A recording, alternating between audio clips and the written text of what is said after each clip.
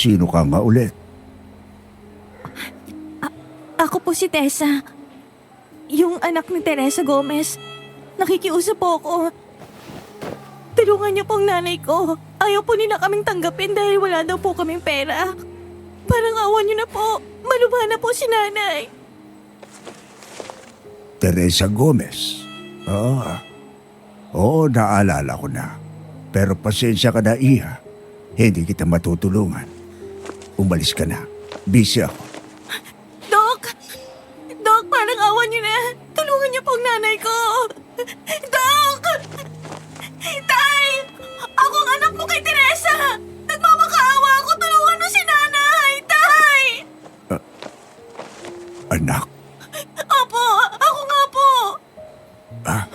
umalis ka na dito. Ayoko na nagulo at iskandalo.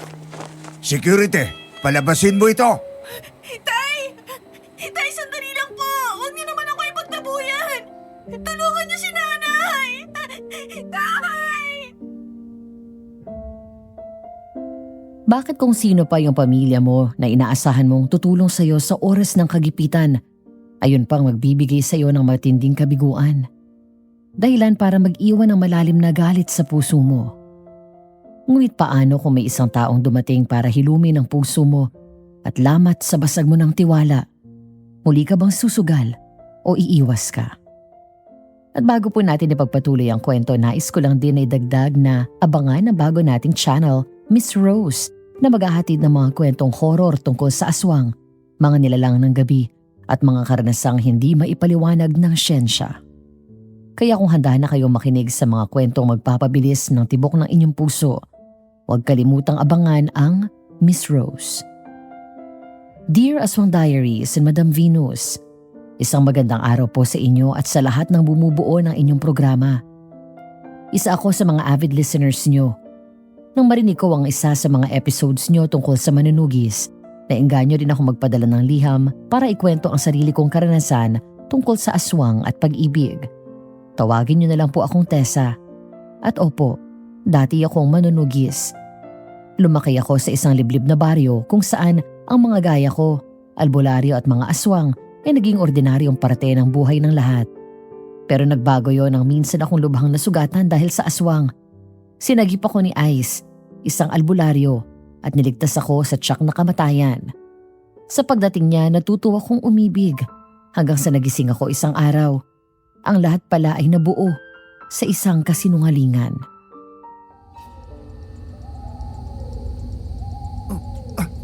Ayun, tumakbo siya. Sundan natin, bilis! Hoy! Bumalik ka dito! Hindi talaga siya magpapahuli ng buhay. Mag-iingat ka sa kanya. Mabagsik ang aswang na yan!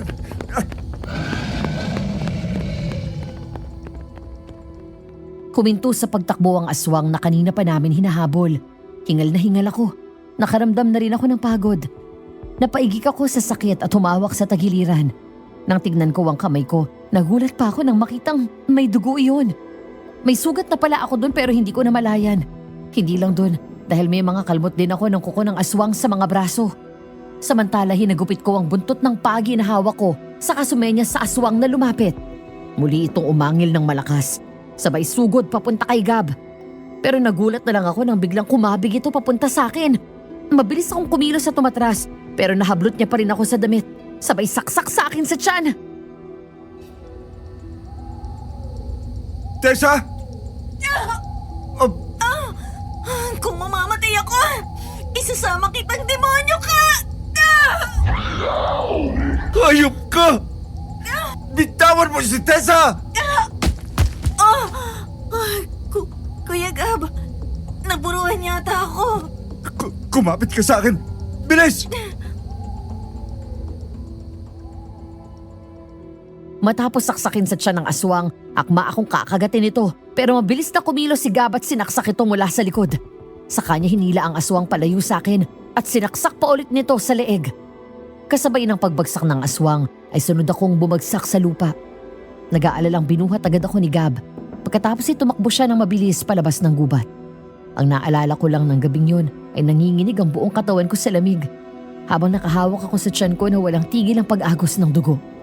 Pakiramdam ko'y mawawala na ako ng malay anumang oras. Ilang sandali pa ay nakalabas na kami ng gubat at narinig ko na lang na biglang sumigaw si Gab.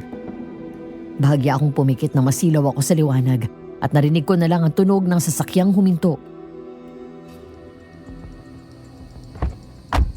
Tulong! Tulungan niyo kami! Ano nangyari sa kanya? Nasaksak siya. Medyo malalim ang sugat niya. Marami na siyang nawalang dugo. Sige, isakay mo siya sa loob. Ayoko. Ayoko ng doktor. Huwag mo akong dalhin sa doktor. Ha? Hindi. Hindi sila doktor. Ano sila? Mga albularyo. Patayin niyo na lang ako. Kesa dalhin niyo ako sa ospital. Hindi ka nga sa ospital dadalhin. Pare, sige lang. At kausapin mo siya para hindi siya makatulog. Tessa, huwag kang matutulog ha. Tessa? Tessa!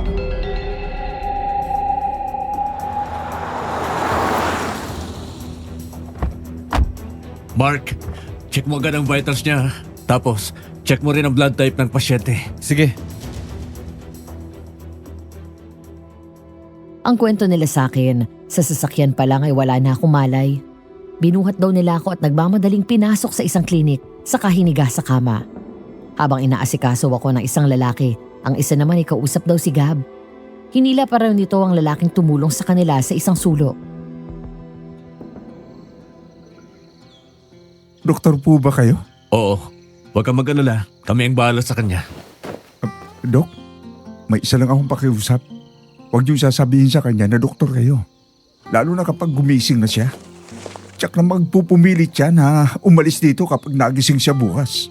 Bakit naman niya gagawin yun? Malaki ang galit niyan sa mga doktor eh. Pagkagalitan ako niya kapag nalaman niya na hinayaan kong dalhin siya dito sa klinik. Kaya ba sinabi mo na albularyo ako?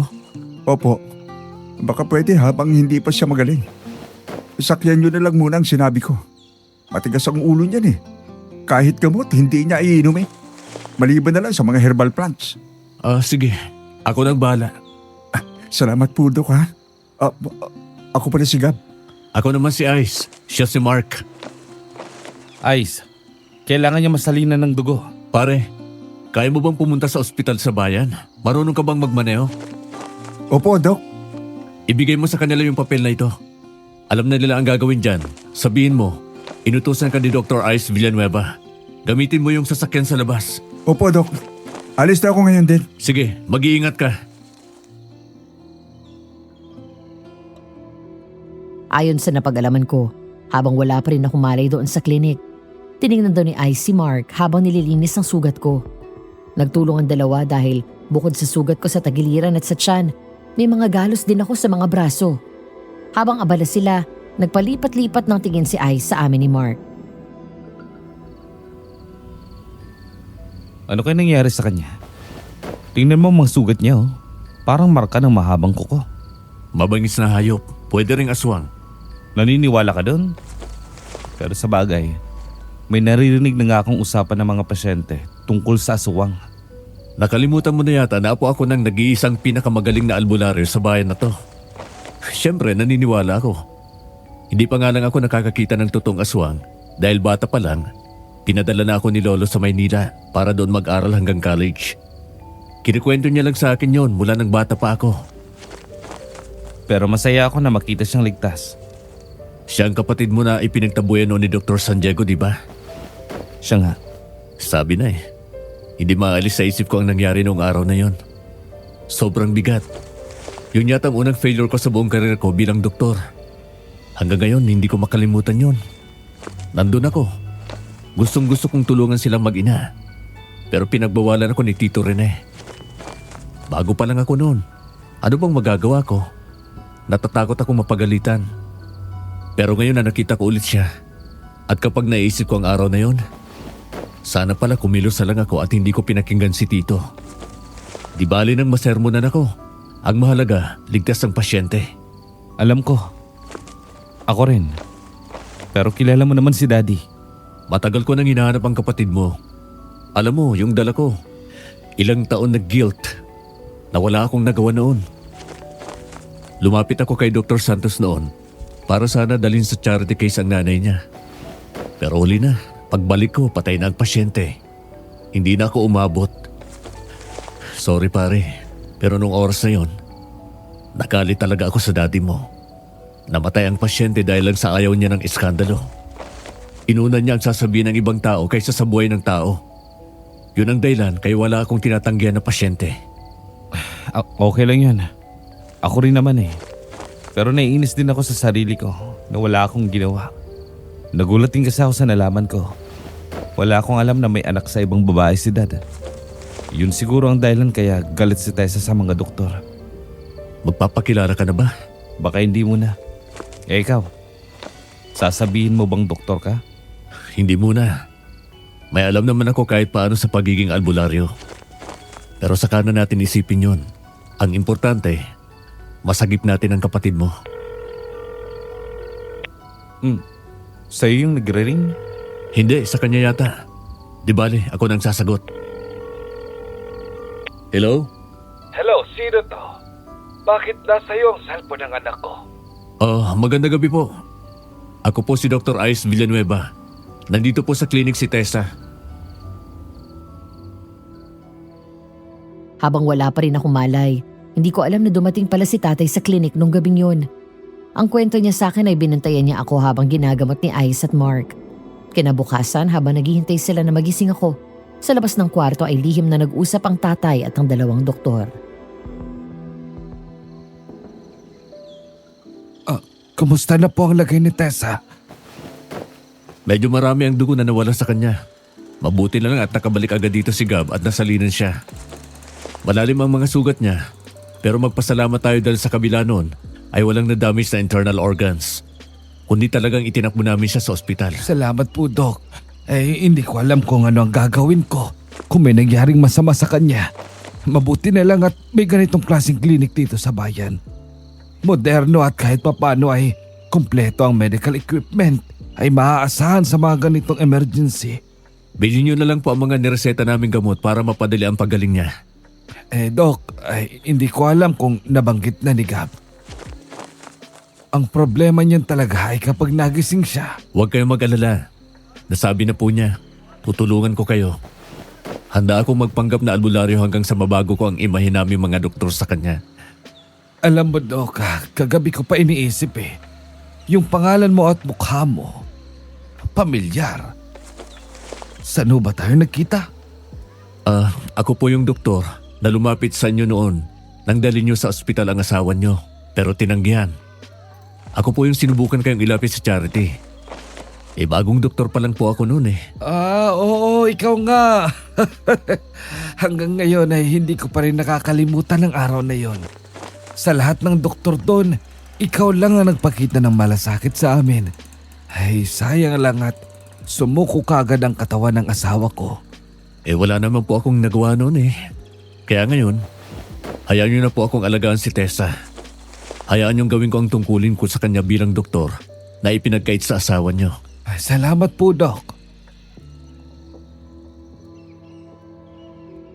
Nang mga sandaling yon, habang nasa labas sila, doon ako unti-unting nagising.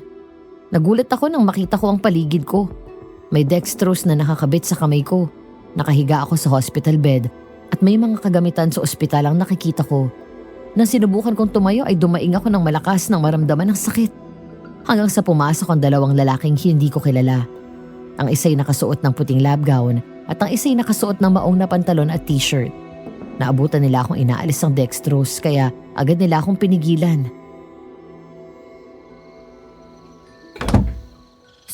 Sino kayo?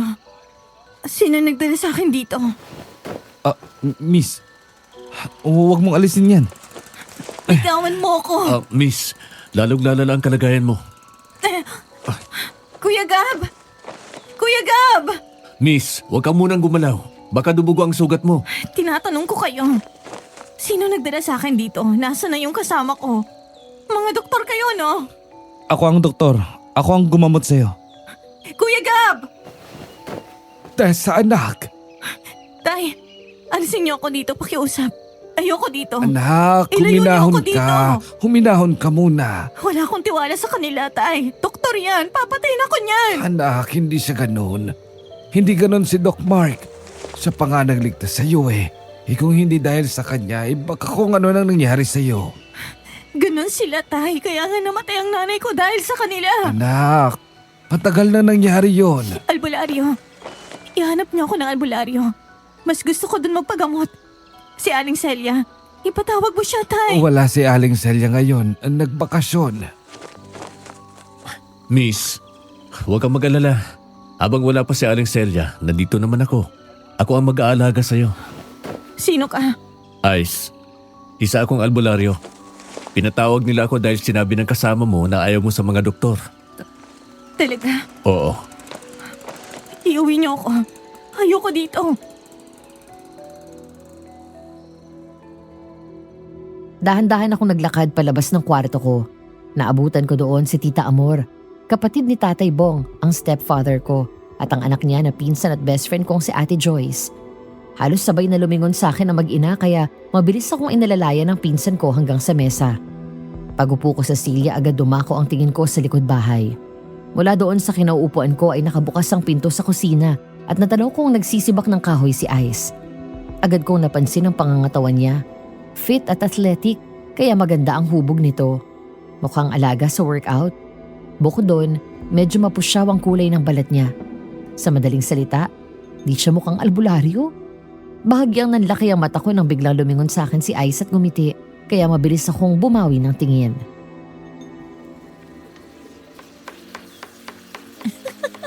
O yan, tingin pa. Nahuli ka tuloy. Yummy, no? Hindi ko naman tinititigan. Bibite? Ano? Sulyap lang. Gwapo, no? Naniniwala kang albularyo yan? Ay, oo naman. Bakit? Duda ka? Medyo. Wala akong tiwala sa kanya. Ikaw talaga. Lagi ka na lang tamang hinala. Maya-maya ay pumasok si Ice dala ang mga nasibak na kahoy. Nang tumingin siya sa akin at gumiti muli, naubo ako nang wala sa oras. Parang may biglang bumara at kumati sa lalamunan ko. Di naman kasi ako na-warningan na mas gwapo pala siya at mas charming kapag ngumingiti. Baritono ang boses, matangkad. 6-footer pa nga yata siya. Sa mukha naman ay defined ang jawline nito. Mapungay ang mga mata, matangos ang ilong. Dahil probinsyana ako, ang mga gaya niya nakikita ko lang sa mga pinapanood kong pelikula at teleserye. Kung di ko siya nakita ng mga oras na yun in flesh, isipin ko talaga na aparisyon lang talaga siya. Tita, ito na po yung mga panggatong. Ay nako, maraming salamat, Ice. Magpahinga ka na muna at kakain na tayo maya-maya. Sige po. Asikasuhin ko muna itong pasyente ko. Nakaligo ka na ba? Tapos na. Bakit? Bumalik ka na doon sa kwarto. Bakit ba kasi? Lilinisin ko ang sugat mo. Si Ate Joyce na lang. Ay girl, humawak ako ng bawang at sili, no? Gusto mong humapdi at mag-init yan. Saka kaya nga nandito siya dahil kinuha siya ni Tito Bong para tingnan at bantayan ka. Kasama sa trabaho niya yan. Oh, okay na? Malinaw na? Pasok sa loob. Oo na, ito na. Ay, ano ba? Ibaba mo ako! Puro ka duda eh. Ang tagal mo mag-isip. Ibaba mo nga ako!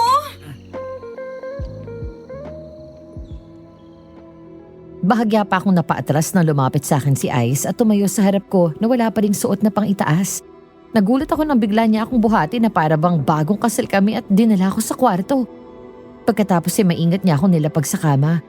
Kumuha siya ng silya at doon na upo. Bahagya akong nailang nang siya mismo ang nagtaas ng damit ko at dahan-dahang inalis ang gasa. Nilinisan niya muna yon at pinahira ng alkohol ang paligid ng sugat ko. Pagkatapos ay nagdikit siya ng mga halamang gamot. Mag-babe ka nga. Para kang bata. Ang tigas ng ulo mo. Wala pa ako nakitang albularyo na gumamit ng alcohol sa paglinis ng sugat. O ngayon, nakakita ka na. Wala namang batas na nagsasabing bawal gumamit ng alkohol. After all, ang alcohol ay part ng personal hygiene natin. Lalagyan ko ng betadine. Baka naman questionin mo pati ito. Strategy ko na to. Ang paghahalo ng makaluma at modernong pamamaraan ng panggagamot. Effective naman. Sigurado ka bang albularyo ka? Eh ako, sigurado ako.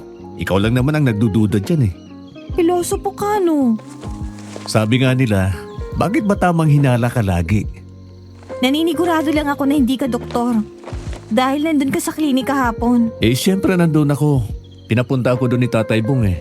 Saka kung sakali naman na doktor ako, eh ano? Bakit mo masyado kang allergic sa mga doktor? Namatay ang nanay ko dahil sa kapabayaan ng mga ospital na pinagdalhan namin sa kanya. Pagkatapos tinalikuran ako ng tatay kong doktor. Mabubuhay pa sana si nanay kung hindi kami pinagpasapasahan eh. Ah, kaya pala ganun na lang kung isuka mo sila. Masisisi mo ba ako? Ikinalulungkot ko na ganun ang nangyari sa'yo. Naniniwala ako na walang sino man ang deserve na makaranas ng ganun. Lalo na mula sa mga ospital at doktor na dapat ay tumutulong na sagipin ang buhay ng mga tao. Pero Tessa, hindi lahat ng doktor ay gaya ng tatay mo. Hindi lahat ng ospital ay gaya ng mga ospital na nagtaboy sa'yo. Kung lahat sila ganun, wala ka na dito. Malalim ang sugat mo at marami ang dugong nawala sa'yo. Hindi ka masasalina ng dugo ng albularyo. Kahit ako, hindi ko kaya yun eh. Kung pinabayaan ka ni Doc Mark, patay ka na. Wala namang masama kung mas gusto mo ang natural na pamamaraan ng panggagamot. Pero kailangan mo ring aminin na may mga issues sa katawan natin na limitado ang kalaman namin mga albularyo. Hindi masasamang tao ang mga doktor para lahatin mo. Nagkataon na gano'n ang ugali ng tatay mo at doktor siya. Ito naman ang dami ng sinabi. Pero alam mong totoo lahat yun. Pero maiba tayo. Manunugis ka daw? Oo. Kaya nga ako nagkaganito. May hinabol akong aswang. Tapos ayun, puruhan ako. Kailan ka nagsimula sa ganyan? Manunugis din kasi ang lolo ko. Bali tatay siya ng nanay ko. Bata pa lang ako. Tinuturuan niya na ako kung paano makipaglaban. Eh mainang tuod ni Tatay Bong. Nakita mo naman dito sa amin, liblib. May mga pasulpot-sulpot na aswang dito. Walang ibang magtatanggol sa amin kundi ako. Hanggang sa ginawa ko ng kabuhayan. May bayad dyan? Oo naman no. Depende sa aswang. Yung karaniwang aswang, 5,000. Kailangan mapatay ko sila bago ako bayaran. Kapag manananggal, bangkilan, o yung iba pa gaya ng tiyanak, nasa 10,000 yan. Mahirap kaya silang patayin ang liliksi. Akala mo nakalaklak ng energy drink. Pero isang aswang lang yun Kapag 2 o 3 napatay ko. Doble o kaya triple din ang bayad sa akin. Kapag mga gabunan, nasa 15 pataas yun. Hirap kalaban yun eh. Ang mahal naman?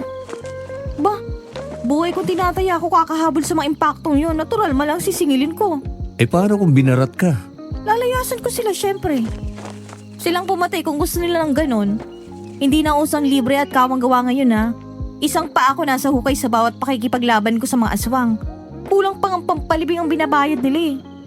Ayos din ang negosyo mo Pero ngayon, bawal ka munang manugis ng aswang. Dumito ka muna sa bahay at hindi ka pwedeng lumabas hanggat hindi ko sinasabi. Ano? Ba't naman ganun? O sige nga, paano ka tatakbo? Paghiga mo pa nga lang, daig mo pa ang hukluban eh. Wala kang magagawa kapag lumabas ako. Ay, meron miss. Igagapos talaga kita. Hindi ka makakawala sa akin dahil dito ako nakatira sa inyo. Ha? Ha? Pagkatapos natin kumain, inumin mo yung mga gamot na nireseta ni Doc Mark. Ayoko. Bigyan mo ako ng halamang gamot, mas mabuti yon. Kapag pinagpatuloy mo yung katigasan ng ulo mo, hahalikan kita. Pwede rin. Anong sabi mo? Ang sabi ko, oo na, iinom na. Kinagabihan, habang nanonood si Ai sa Tatay Bong ng TV sa sala, ako naman ay nasa kwarto at nakahiga na. Di ako dalawin ng antok agad dahil puro tulog ang ginagawa ko. Sinubukan kong ipikit ang mga mata ko pagkatapos ay dumilat ako ulit na parang marinig ko ang boses ni Ice at nagre-replay sa utak ko ang mga sinabi niya kanina. Ayoko mang aminin sa sarili ko pero alam kong totoo lahat ng sinabi niya. Hanggang sa dahan-dahan akong tumagilid at tinakpan ko ng una ng tenga ko. Hanggang si bigla akong natigilan nang may naaninag akong anino na dumaan sa harap ng bintana.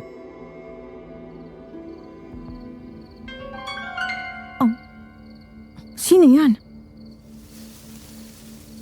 Sino yan?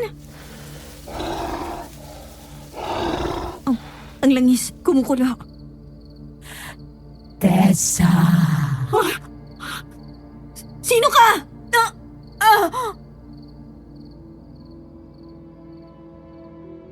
Bigla akong napabalikwas ng bangon at agad dumaing na maramdaman ang sakit ng sugat ko dahil sa bigla akong pagkilos. Nakita ko sa harap ng bintana ang isang nakakatakot na matandang babaeng aswang. Napahawak ako sa tiyan ko. Sabay kuha ng itako at itinutok ko sa kanya yon habang nakasandal sa pader. Mahaba at may bahid ng kulay puti at abo ang kanyang buhok. Maitim, may kulubot na balat sa nose bridge at gilid ng mata. Kapag nakangisi, lumalabas ang ngipin nitong may mga itim-itim at pangil na matalas. Habang ang mata niya nanlilisik. Sa dami ng aswang na nakaharap ko, sa kanya ako kinalabutan ng husto dahil mukha itong demonyo. Sino ang mag-aakalang darating ang araw na ito na makikita kitang ganyan? Mahina at kaawa-awa. Hindi ako mahina. Magbabayad ka sa pagpatay mo sa anak ko. Mga aswang lang ang pinapatay ko. Kaya kung sino man ang anak mo, mabuti nga sa kanya. Itong tandaan mo. Papatayin din kita. Anak, ano nangyayari dyan? Tessa! Nang makita nila ang aswang sa bintana, nagulat ang dalawa pero mabilis na nakabawi si Ice. Bigla nitong dinakot ang asin sa loob ng garapon na nasa tabi ng kama ko. Sabay bato nito sa aswang. Dahil doon, agad naman itong tumakbo paalis. Binitawan ko ang itak at napakapit ako kay Ice nang kumirot ang sugat ko. Mabilis siyang kumilos at umalalay sa akin hanggang sa makaupo ako sa kama. Agad niya akong pinahiga ulit at tinignan ang sugat ko. Bigla ka bang tumayo kanina? Oo, nagulat ako dun sa aswang eh. Dumugo ulit ang sugat mo. Napersa dahil sa biglang pagtayo mo. Huwag kang mag-alala. Lilinisan ko ulit. Salamat. Kinabukasan ay laman pa rin ang isip ko ang aswang na pumunta kagabi. Maging ang sinabi niya. Sa dami ng aswang na napatay ko, hindi ko na alam kung sino doon ang anak niya. Dahil medyo nabagot ako sa kwarto, lumabas ako ng bahay at naabutan ko si Ate Joyce na nagwawali sa bakuran. Oh, may gusto ka? Nagugutom ka na ba? Hindi ate. Naboboard lang ako. Hindi ka sanay na nakapirmi lang dito sa bahay, no? Hindi ko malang matulungan si tatay sa bukid. Nandoon naman si tatay sa kasigab. Ang intindihin mo, iyang sarili mo para gumaling ka kaagad. Eto na nga ako, nagpapagaling na. Siya nga pala. Matanong nga kita, hanggang kailan mo babalak gawin yung pagtugi sa aswang? Hindi ko alam. Bakit mo na itanong? Nakausap ko si Tito Bong. Nabanggit niya sa amin ni Ice na kung siya raw ang tatanungin, mas gusto na niyang tigilan mo ang ginagawa mo. Gusto daw niyang magkaroon ka ng normal na buhay. At sa totoo lang, iyon din sana ang hiling ko sa'yo. Ate, alam mo naman na iniwan sa akin ni Lolong pagiging manunugis. Okay lang lumaban para sa sarili mo at pamilya mo. Okay lang na gawin mo ito para sa ibang tao. Pero, dapat alam mo rin kung kailan ka hihinto. Alam kong kailangan ka ng ibang tao. Pero girl, matanda na si Tito Bong. Kailangan ka rin niya dito. Oo nga at nandito kami ni nanay. Pero mas mainam kung ikaw na itinuturing niyang totoong anak ang nandito para personal na alagaan siya. Real talk na lang. Hindi ka naman pwedeng forever magpaka-superhero para sa ibang tao. Hindi ka naman si Superman. Wala kang special powers. Higit sa lahat, may pamilya ka rin. Oo nga no. Masyado ako nakampante na okay lang kay tatay na tumutugis ako ng aswang.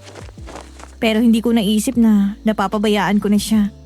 At nalulungkot din siya kapag wala ako dito. Hindi mo lang alam kung gaano nag-aalala sa'yo ang tatay mo sa tuwing umaalis ka. Lalo na yung nangyari sa'yo. Kung hindi lang talaga kay Doc Mark, baka nagluluksa na ang tatay mo. Dalawa na lang nga kayo, nilalayasan mo palagi. Hayaan mo ate, pag-iisipan ko. Nga pala, nasan si Ice? Uy, hinahanap. Miss mo na? Sira, anong miss? Nagtanong lang eh. Wala, umalis. Nagpunta sa clinic ni Doc Mark. Sabi na eh. Kaya wala akong tiwala doon. Alagad yun ng doktor na yun. Eto naman, masama bang magtrabaho sa clinic? Hayaan mo mag-part-time job yung tao. Alam mo namang matumal ang kita ng mga albularyo dahil kailan pa lang siya nagsisimula. Hindi pa naman siya masyadong kilala dito sa bayan natin. Ikaw nga magsasaka sa umaga eh. Sabi ko nga. Pero hindi ka ba nagtataka sa kanya? Anong ibig mong sabihin? Napapansin ko siya kapag ginagamot yung mga sugat ko. Parang hindi niya kabisadong gagawin. Lalo na kapag gumagamit siya ng halamang gamot. Tapos masyado siyang praktikal at naniniwala sa siyensya. Para sa isang normal na albularyo. At hindi lang yun Yung mga kamay niya, pati kutis niya, parang pang mayaman. Ang alam ko, bago pa lang siyang albularyo kaya nagsasanay pa lang. Pinanood ko siyang linisin ang sugat mo kanina, di ba? Okay naman para sa akin. Saka malay mo, mayaman. Sa bagay, may albularyong mayaman. Naalala mo si Don Pepe? Yung bilyonaryong taga-baba dun sa syudad. Oh, albularyo yun, di ba? Oo nga pala no. Nasaan na kaya yun? Namatay na daw. 2 taon na yatang nakalilipas. Matanda na rin kasi yun 100 years old na siya nung nawala. Ang swerte ng mga anak niya, no? Ang swerte ka mo na nag-iisang apo niya. Solong tagapagmana. Wow! Talaga? Abay, hanapin mo na. Baka walang jowa yon. Landi na. Chance mo na. Paano ako lalandi? Hindi nga ako marunong nun Hello? NBSB nga, di ba? Alam mo namang maghabol at pumatay lang ng aswang ang alam ko Anong kaya ang pangalan ng apo ni Don Pepe? Nang mga sandaling yon doon sa klinik, habang wala pa akong malay sa totoong pagkatao ni Ice, bumalik siya sa pagkadoktor at abala siya sa mga pag-iestima ng mga pasyente. Saktong katatapos lang niyang ibigay ang reseta sa pasyente na lumapit sa kanya si Mark. Doc Ice, pwede ka ba makausap? Sige, wala namang pasyente. Tungkol saan ba? Sa kapatid ko. Kumusta si Tessa? Matigas ang ulo nung una. Lalo na sa gamot, ayaw inumin. Naghahanap ng halamang gamot, pero ngayon sumusunod na. Mabuti na lang at apo ka ng dakilang albularyo na si Don Pepe. May alam ka kahit papano. Bakit hindi mo subukang lapitan siya? Alam mo naman na sagad hanggang buto ang galit nun kay Dad Iba ka, iba si Tito Rene. Bahala na. Pero Doc, mag-ingat ka dito. Huwag ka nang lalabas sa gabi. Totoo yung aswang, nakita ko mismo. Naniniwala naman ako. Kahit yung mga pasyente ko, sinasabihan din ako Si Mana nga na tagalinis. Sinabitan ng pangontra yung mga pinto at bintana nitong klinik. Pati dun sa bahay. Para daw hindi ako pasukin ng aswang. Bumalik ka na lang kasi dun sa bahay. Sandali na lang to. Mukha namang hindi talaga matigas ang puso ni Tessa Bulag lang talaga siya sa galit dahil sa nangyari noon. Kapag nasiguro ko nang magaling na talaga siya, babalik na ako dito. Bukod doon, isa pang dahilan kaya ako pumayag na personal siyang alagaan. Gusto kong magbago ang isip niya at tingin niya sa atin. Naintindihan ko. Salamat pare Ikaw nang bahala sa kapatid ko. Sure. Basta kung may emergency, tawagan mo ako Punta ka rin sa bahay nila. Kunwari, kakumustahin mo yung sugat niya. Sige pare. Pero kailan mo babalak sabihin sa kanyang totoo? As soon as possible. Sa pagdaan ng mga araw ay unti-unti nang bumubuti ang pakiramdam ko. Mas nakakakilos na rin ako ng maayos. Habang tumatagal na mas nakakasama ko si Ice at mas nakikilala ko siya, napagtanto ko na rin na di naman pala talaga siya nakakainis. Mabait, makulit, at gentleman ang mokong na yun. Ngayon masaya na akong nakakasama siya.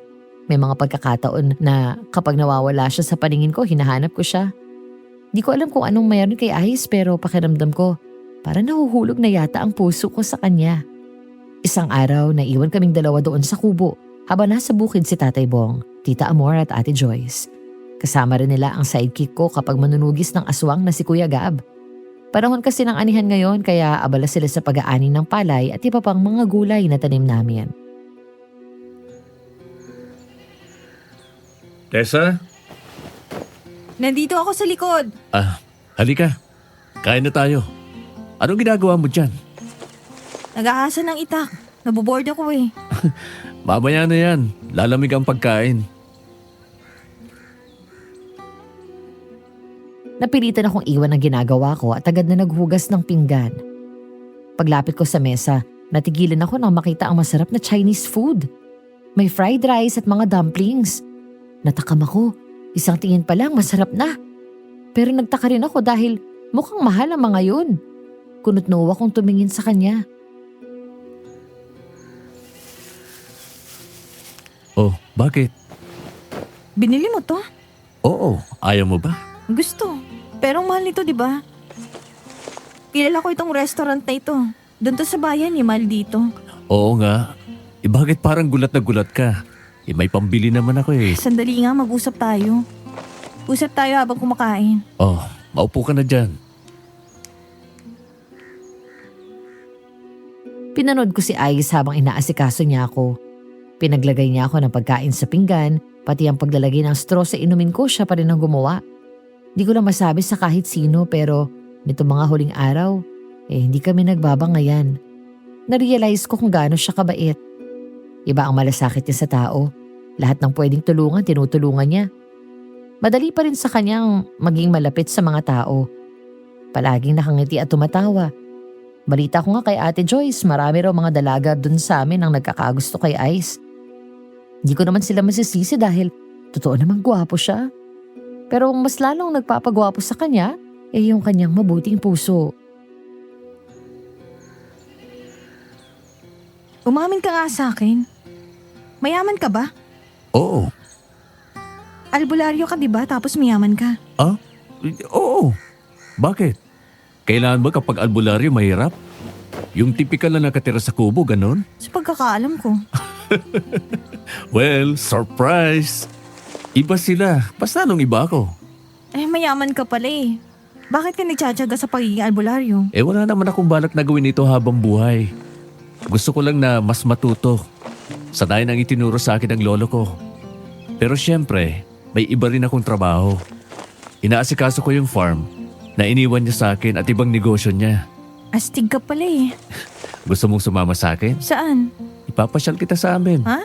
Alam ko naman na bored ka na dito. Sige. Oh, sige. Basta kumain ka ng mabuti, tapos uminom ng gamot. Matapos namin kumain ay tinulungan ko siyang magligpit ng pinagkainan namin. Ang mga natira ay tinakpan namin sa mesa para kina tatay. Habang ako naman ay nag-ayos na at naghanda sa pag-alis namin ni Ice. Mabuti na lang at naligo na ako kanina. Matapos magbihis ay humarap ako sa salamin. Nagplansya ng buhok, tapos kinuha ko ang makeup ko. Naglagay ako ng pressed powder sa muka, nagkilay ako, konting mascara sa pilik mata at light touch ng blush on. Naglagay rin ako ng lip tint nang bigla akong natigilan. Bakit nga ba ako nagpapaganda? Burahin ko na nga lang to. Baka sabihin ni Ice nagpapaganda ako. Tessa, Oh. tapos ka na? Ha? Oo. Halika na. Alis na tayo. Oo. Sandali na lang. Saktong pagbukas ng pinto, sabay lumingon ako sa kanya. Nakita ko natigilan si Ice at nakatitig sa akin. Ganon din ako, normal na t-shirt at pantalon lang naman ang suot niya. Pero ibang dating niya sa akin nung sandaling yun. Agad naman akong ngumiti para hindi niya mahalata na deep inside, natataranta ang puso ko. Sa halip na burahin ang makeup ko, gaya ng unang plano, di ko na yun ginalaw at tinuloy ang pag-apply ng lip tint. Nang muli akong lumingon sa kanya, ngumiti ako at nakita ko nakaupo na siya sa paanan ng papag.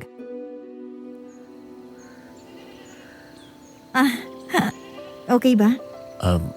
Maganda. Bagay sa'yo kapag nakaayos. Salamat. Nakakahiya naman kasi na tumabi sa'yo na hindi nakaayos. Ang pogi mo. Tapos ang dami nagkakagusto sa'yong babae. Baka sabihin ng tao kasama mo tiyahin mo.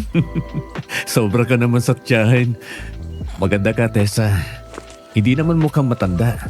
Saka nakaayos ka man o hindi, maganda ka. Pero ang pinakagusto ko sa'yo kapag simple ka lang. Doon mas lumalabas ang totoong ganda mo. Salamat. At least, nagagandahan ka sa akin. Teka, patingin nga ng sugat mo. Tumayo ka na lang dito sa harap ko. Sandali lang naman ito. Sinunod ko ang sinabi niya. Pagkakuha niya ng gamit sa panlinis ng sugat, lumapit ako at tumayo sa harap niya. Nang tinaas niya ang damit ko at lumabas ang tiyan ko, pareho kaming natigilan nang tumingala siya sa akin at nagtagpo ang mga mata namin. Dati naman niyang ginagawa yon pero sa sandaling yon ay biglang nag-iba ang ihip ng hangin. Bigla akong nailang at ganun din siya. Parang nagkaroon ng mali siya. Nang bumawi ng tingin si Ice, sa kanya binaba ang damit ko. Hindi mo nalilinisan? Hindi na. Magaling na itong ibabaw ng sugat mo eh. Pero hindi ibig sabihin nun ay magaling na ang sugat sa loob ng katawan mo. Hindi ka pa rin pwedeng kumilos ng gusto. Sariwa pa yan sa loob dahil malalim ang pagkakasaksak sa'yo. Kaya mag-iingat ka pa rin. Bakit parang nagbibilin ka? Aalis ka na? Bakit? Mamimiss mo ba ako? Paano kung sabihin ko sa'yo oo? Akala ko ba galit ka sa akin? Dahil sumasama ako palagi kay Doc Mark. Pwede namang magbagong nararamdaman, di ba? So, iba na ang nararamdaman mo para sa akin? Ano sa tingin mo? Hindi tayo matatapos sa tanungan eh. Ikaw talaga, hindi nagpapatalo. Halika na nga. Nagtataka na lumingon ako kay Ice nang pumasok kami sa malaking gate papunta sa hasyenda ni Don Pepe. Napansin ko agad na habang palapit pa lang kami sa gate, mabilis na binuksan yun ng mga guard. Ni hindi huminto si Ice para magtanong na parang doon ito nakatira. Pagpasok namin ay sinalubong ako ng pamilyar na malawak na farm. Hindi yon ang unang beses na nakapasok ako doon. Naalala ko pa na minsan akong sinama ng lolo ko doon. Di ko akalain na makakabalik pa ako doon. Pero sa pagkakaalam ko, pag-aari ng hasyenda na yon ni Don Pepe. Doon ako lumingon ulit kay Ice dahil nangingiti ito habang nagmamaneho. Sandali lang ha. Si Don Pepe may-ari ng hasyenda na to, di ba? Tama. Sabi mo uuwi tayo sa inyo. Dito na nga tayo eh. Dito ka nakatira? Mayordom ang nanay mo dito? Magsasaka o baka ikaw... Ha? Hala? Ikaw yung... Ako ang nag-iisang apo ni Don Pepe. Diyos ko, Ice. Oh, bakit? Alam mo, ikaw talagang dami mong pakulo sa buhay. Hindi pa rin ako nakakabawi sa pagka-shock nang malaman ko. Nang ilang sandali pa'y dumating kami sa isang magandang farmhouse na halos singlaki ng mansyon. Pagbaba pa lang namin ng sasakyan ay agad na bumukas ang pinto sa main door at sinalubong kami ng 3 kasambahay. Bigla akong nanliit.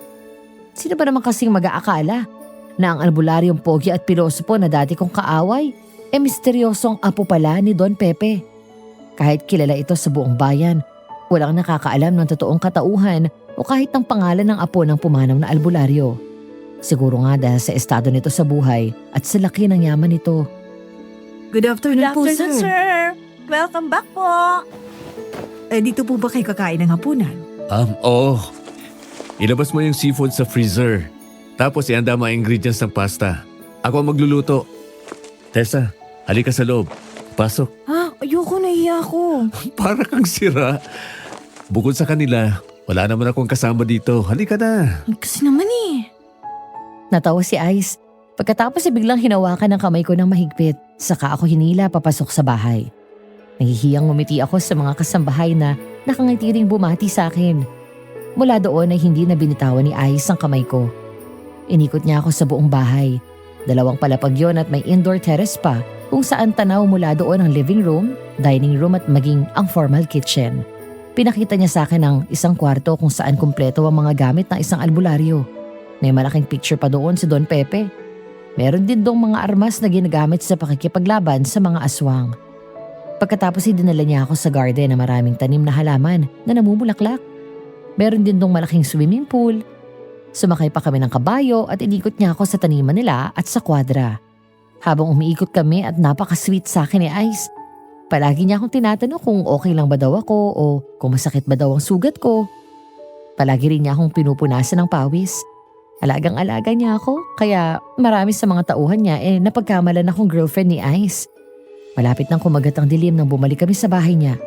Matapos namin kumain ng seafood pasta na niluto niya mismo, pagkatapos naupo kami sa may island counter.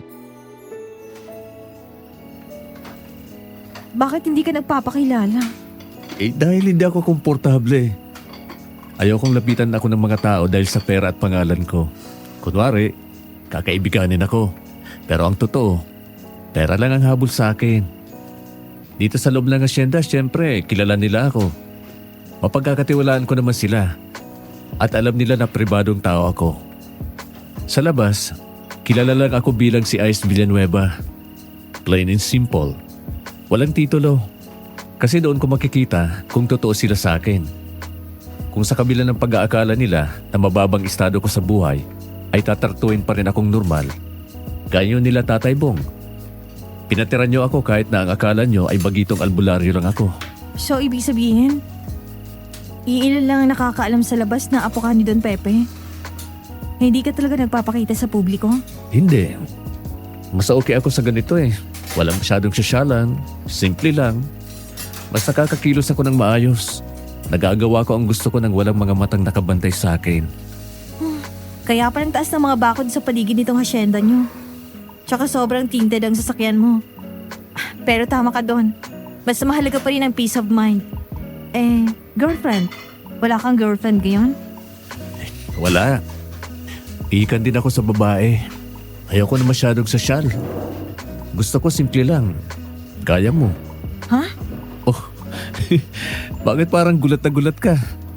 Hindi ka ba naniniwala na maganda ka at hindi imposibleng magustuhan kita? Hindi naman sa ganun. Hindi lang ako sanay. Alam mo na, no boyfriend since birth ako. May nanligaw naman sa akin noon pero madalas takot sila sa akin. Kasi nga, sa ginagawa ko bilang manunugis. Masiga pa daw akong kumilos at magsalita kaysa sa kanila. Yan ang eksaktong nagustuhan ko sa'yo. Kakaiba ka sa lahat. Seryoso ka talaga? Oo nga, promise. Itaga mo pa sa pangalan ng lolo ko. Gusto talaga kita. Paano kung... Bigla kaming guminto sa pag-uusap nang may marinig kaming nabasag na salamin mula sa dirty kitchen. Maliban sa amin ay walang tao doon sa kusina. Ang mga kasambahay ay maaga na rin pinagpahinga ni Ice dahil siya naman ang nagluto ng hapunan namin. Nagkatinginan kaming dalawa nang muli na namang may tumunog na para bang may mga nahulog na Tupperware. Doon na ako kinutuban. Kaya agad akong dumukot sa bulsa ko at kinuha ang bote ng lana habang si Ice ay tumayo para puntahan sana ang pinanggalingan ng tunog. Bigla akong humawak sa braso niya at pinigilan siyang umalis. Dahil nang tumingin ako sa boteng hawak ko, kumukulo ang laman nitong langis. May nakapasok na aswang. Doon sa kwarto ni lolo. Kailangan natin ng armas. Ako nang bahala. Hindi ka pa pwedeng sumugod sa aswang. Pero baka mapahamak ka. Hindi ka naman sanay makipaglaban. Apo ako ng isang magiting na albularyo. Kaya kong lumaban. Kaya wag mo akong alalahanin. Alam kong manunugis ka at masanay kang makipaglaban. Pero mahina ka ngayon. Gagamitin lang ng aswang yan laban sa'yo. At baka mapahamak ka lalo. Hindi na ako nagpumilit dahil tama ang lahat ng kanyang sinabi. Nagmamadali kaming pumunta sa kwarto ni Don Pepe sa second floor. Kinuha ni Ice ang baril na nasa ibaba ng cabinet at kinuha ang magazine na puno ng bala. Pagkatapos ay kinuha rin niya ang isang military knife. Ako naman ay kinuha ang isang garapon ng asin na may abo at ang buntot pagi. Pagkatapos ay saka kami lumabas ng kwarto. Pero hindi pa man kami nakakalayo. Mula sa katabing silid, nagulat kami nang biglang lumabas ang aswang. Siya ang aswang na unang nagpakita at nagbanta sa akin doon sa bahay. Ay, Tessa! Doon ka sa tabi! Bilis! At nagsama ang dalawang apo ng magigiting na albularyo na sina Don Pepe at Mang Isko. Mabuti kung ganon.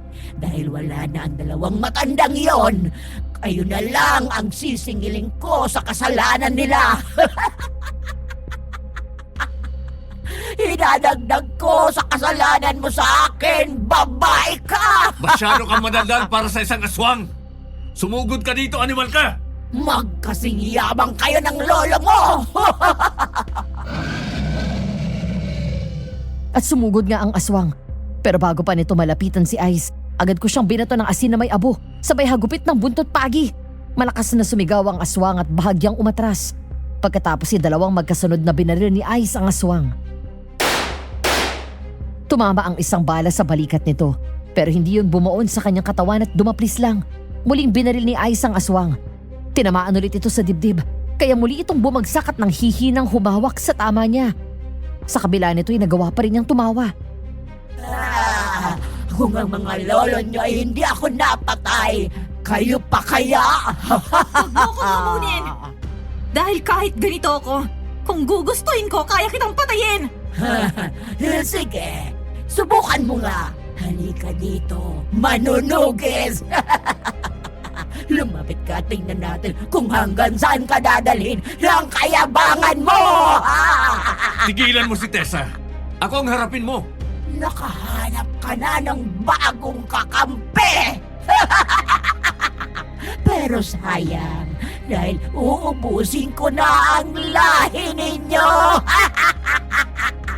Hanggang sa wala nang matira sa angkan ninyo! Muling sumugod ang aswang.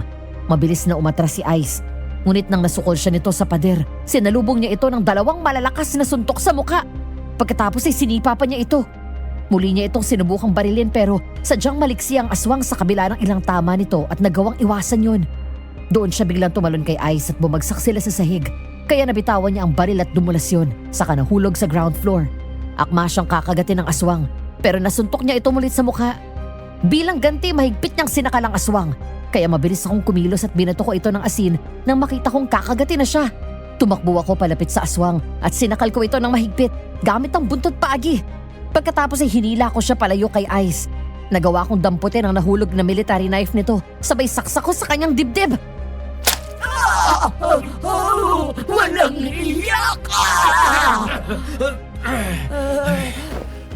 Bitaon mo ako! Matapang ka, di ba? Ngayon, akong kalabanin mo! Pinatay mo ang anak ko! Kaya buhay mo ang ibabayad mo sa akin! At hindi ko kailanman pagsisisihan ang ginawa ko! Susunod na kita sa nanay mo! John! Ang baril! Bilis! Napatingin ako kay Ice nang sumigaw siya ng malakas. Pagkatapos ay nagmamadaling tumakbo pababa at sinalubong ang kasambahay sa hagdan na siyang nagabot sa kanya ng nahulog na baril. Bigla kong nabitawan ang buntot paagi nang maabot ng aswang ang tagiliran ko kung saan ako unang nasugatan. Pagkatapos ay binaon niya ang kuko doon. Napasigaw ako ng malakas dahil sa sakit at napaupo sa sahig habang nakahawak sa tagiliran ko. Pagkatapos ay tumayo sa harap ko ang aswang. Napaatras ako ng akma akong susunggaban ito pero biglang umalingaw-ngaw ang 2 magkasunod na putok ng baril. Ice! Magdasal ka na, manunugis! Dahil mamamatay ka na! Demonyo ka! Lumayo ka kay Tessa! Hindi pa tayo tapos! Hindi dito matatapos ang lahat! Ay, Panginoon ko! Impacto! Buhay pa siya! Buhay pa! Matapos barilin ni Ice ang aswang at tamaan ito sa likod, nagpasuray-suray ito ng lakad hanggang sa humawak siya sa handrails ng indoor terrace at tuluyang nahulog mula doon. Narinig pa namin na nagsigawan ang mga kasambahay ni Ice nang makita nilang bumagsak ang aswang.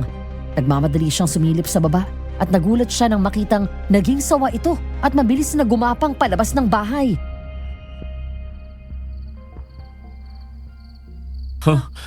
Paano nangyari yun?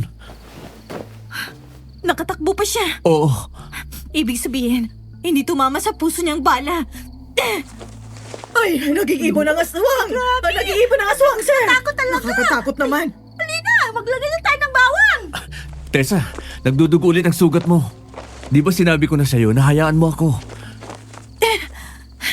Natakot ako kanina. Ang akala ko kasi makakagat ka niya. Instinct ko na lang siguro bilang manunugis. Nakakalimutan ko sarili ko. Ang nasa isip ko lang ay mailayo siya sa'yo. Ayoko may mayaring masama sa'yo. Kaya kumilos agad ako. Salamat, Tessa. Halika, doon tayo sa kwarto. Gagamutin ko ulit yung sugat mo. Binuhat ako ni Ice at dinala sa kwarto niya. Pinahiga niya ako sa kama. Pagkatapos ay nagmamadaling lumapit sa isang kabinet. Kinuha niya ang mga karaniwang ginagamit na panglinis ng sugat gaya ng betadine at alcohol. Naglabas din siya ng gasa, surgical tape at surgical scissors. Pagkatapos ay pumasok siya sa loob ng banyo. Mula doon ay naririnig kong lumalagaslas ang tubig. Ilang minuto rin siyang naroon bago lumabas at muling lumapit sa akin. Pagkatapos ay doon na niya nilinis ang sugat ko. Pinanood ko ang bawat ginagawa niya. Ang kilos niya, lalo na ang kanyang mga kamay. Kalmado at halatang sigurado siya sa kanyang ginagawa. Hindi gaya nung gumagamit siya ng halamang gamot. Nabasa ko sa kilos niya na natataranta siya. Parang hindi niya kabisado ang susunod na gagawin. Panay ang tingin niya sa phone na parang may kodigo. Nang matapos siya sa paglilinis ng sugat ko, saka siya tumingin sa akin at ngumiti. Yan, okay na yan. Salamat. Pero paano ba yan? Hindi ka pa pwedeng umalis sa bahay. Nasugatan ulit ako eh. Sinadya mo yata ito para hindi ako umalis eh. Joke lang. Huwag kang mag-alala. Babalik lang naman ako dito. Pero hindi ibig sabihin na hindi na tayo magkikita. Dadalawin kita sa inyo palagi. Maghihintay ako sa iyo, Ice.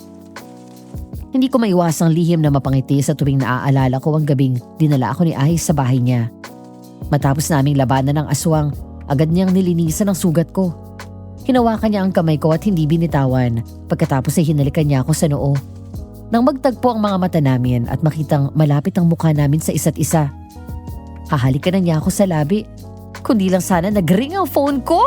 Madam Venus naman eh. First kiss na naging bato pa. Kung pwede ko nga lang tirisin si Ate Joyce nung gabing yun. Samantala, dahil nga sa nangyari, kinabukasan kinausap na ako ni Tatay Bong. Inalalayan ako ni Ice hanggang sa makaupo ako. Kasama si Ate Joyce, tuluyan na akong tinapat tungkol sa pagiging manunugis ko. Di naman siya galit, pero seryoso siya at nakita ko ang labis na pag-aalala niya para sa akin. Kumusta ang pakiramdam mo? Okay na po. Medyo masakit lang ulit ang sugat ko. Alam mo anak, kahit kailan ay hindi ako nakikialam sa mga desisyon mo. Malaki ang tiwala ko sa iyo. Matalino ka at matapang. Nung sinabi mo nun sa amin ng nanay mo na gusto mong ipagpatuloy ang nasimulan ng lolo mo at maging manunugis, kahit ayaw namin at nag-aalala kami ng nanay mo sa kaligtasan mo, hindi ka namin hinadlangan dahil alam namin ang kapasidad mo sa pakikipaglaban. Pero ngayon na ilang beses ka nang lalalagay sa bingit ng kamatayan at sa paulit-ulit na pagbabanta ng aswang na yun sa buhay mo, mukhang panahon na para tumigil ka na sa ginagawa mo. Seryoso po kayo, Tay? Oo anak, alam kong mahal mo ang ginagawa mo. Pero marami pa namang paraan para makatulong sa kapwa mo. Yung hindi mo nilalagay ang buhay mo sa panganib. Ngayon ko lang sasabihin to. Ayokong pati ikaw ay kunin sa akin ng maaga. Magiging masaya po ba kayo kapag huminto ko? Oo naman anak. Ang makita ka araw-araw na ligtas ay isang bahay na nakapagpapasaya sa akin. Sige po, Tay. Mula po ngayon, hihinto na ako. Pasensya na po kung naging makasarili ako. Hindi ko na malaya na puro yung gusto ko lang ang ginagawa ko. Hindi ko na naisip ang nararamdaman niyo. Huwag mo nang isipin yun. Mas mabuti pa itutukan mo na lang ang taniman natin. Magtulungan tayo hanggang sa mas mapalaki pa natin yon. Yung inahin nating baboy ay malapit ng mga anak. Lumalaki na rin yung manuka natin. Opo, kapag magaling na ako, magsisimula na po akong mag full time sa taniman natin. Saka panahon na rin para asikasuhin mo naman ang love life mo, di ba Tito? Ay siya nga naman anak. Abay malapit ka nang lumagpas sa kalendaryo. Ni wala ka pang nagiging boyfriend. Bakit napunta sa love life kong usapan? Anak, ay wala ka pa bang nagugusto ang binata ha? Po? Bigla akong kinabahan nang magkatinginan kami ni Ice. Hindi ako makasagot ng oo dahil nandun ang lalaking gusto ko. Bukod dun baka mag-usisa sila at mapasagot ako ng di oras.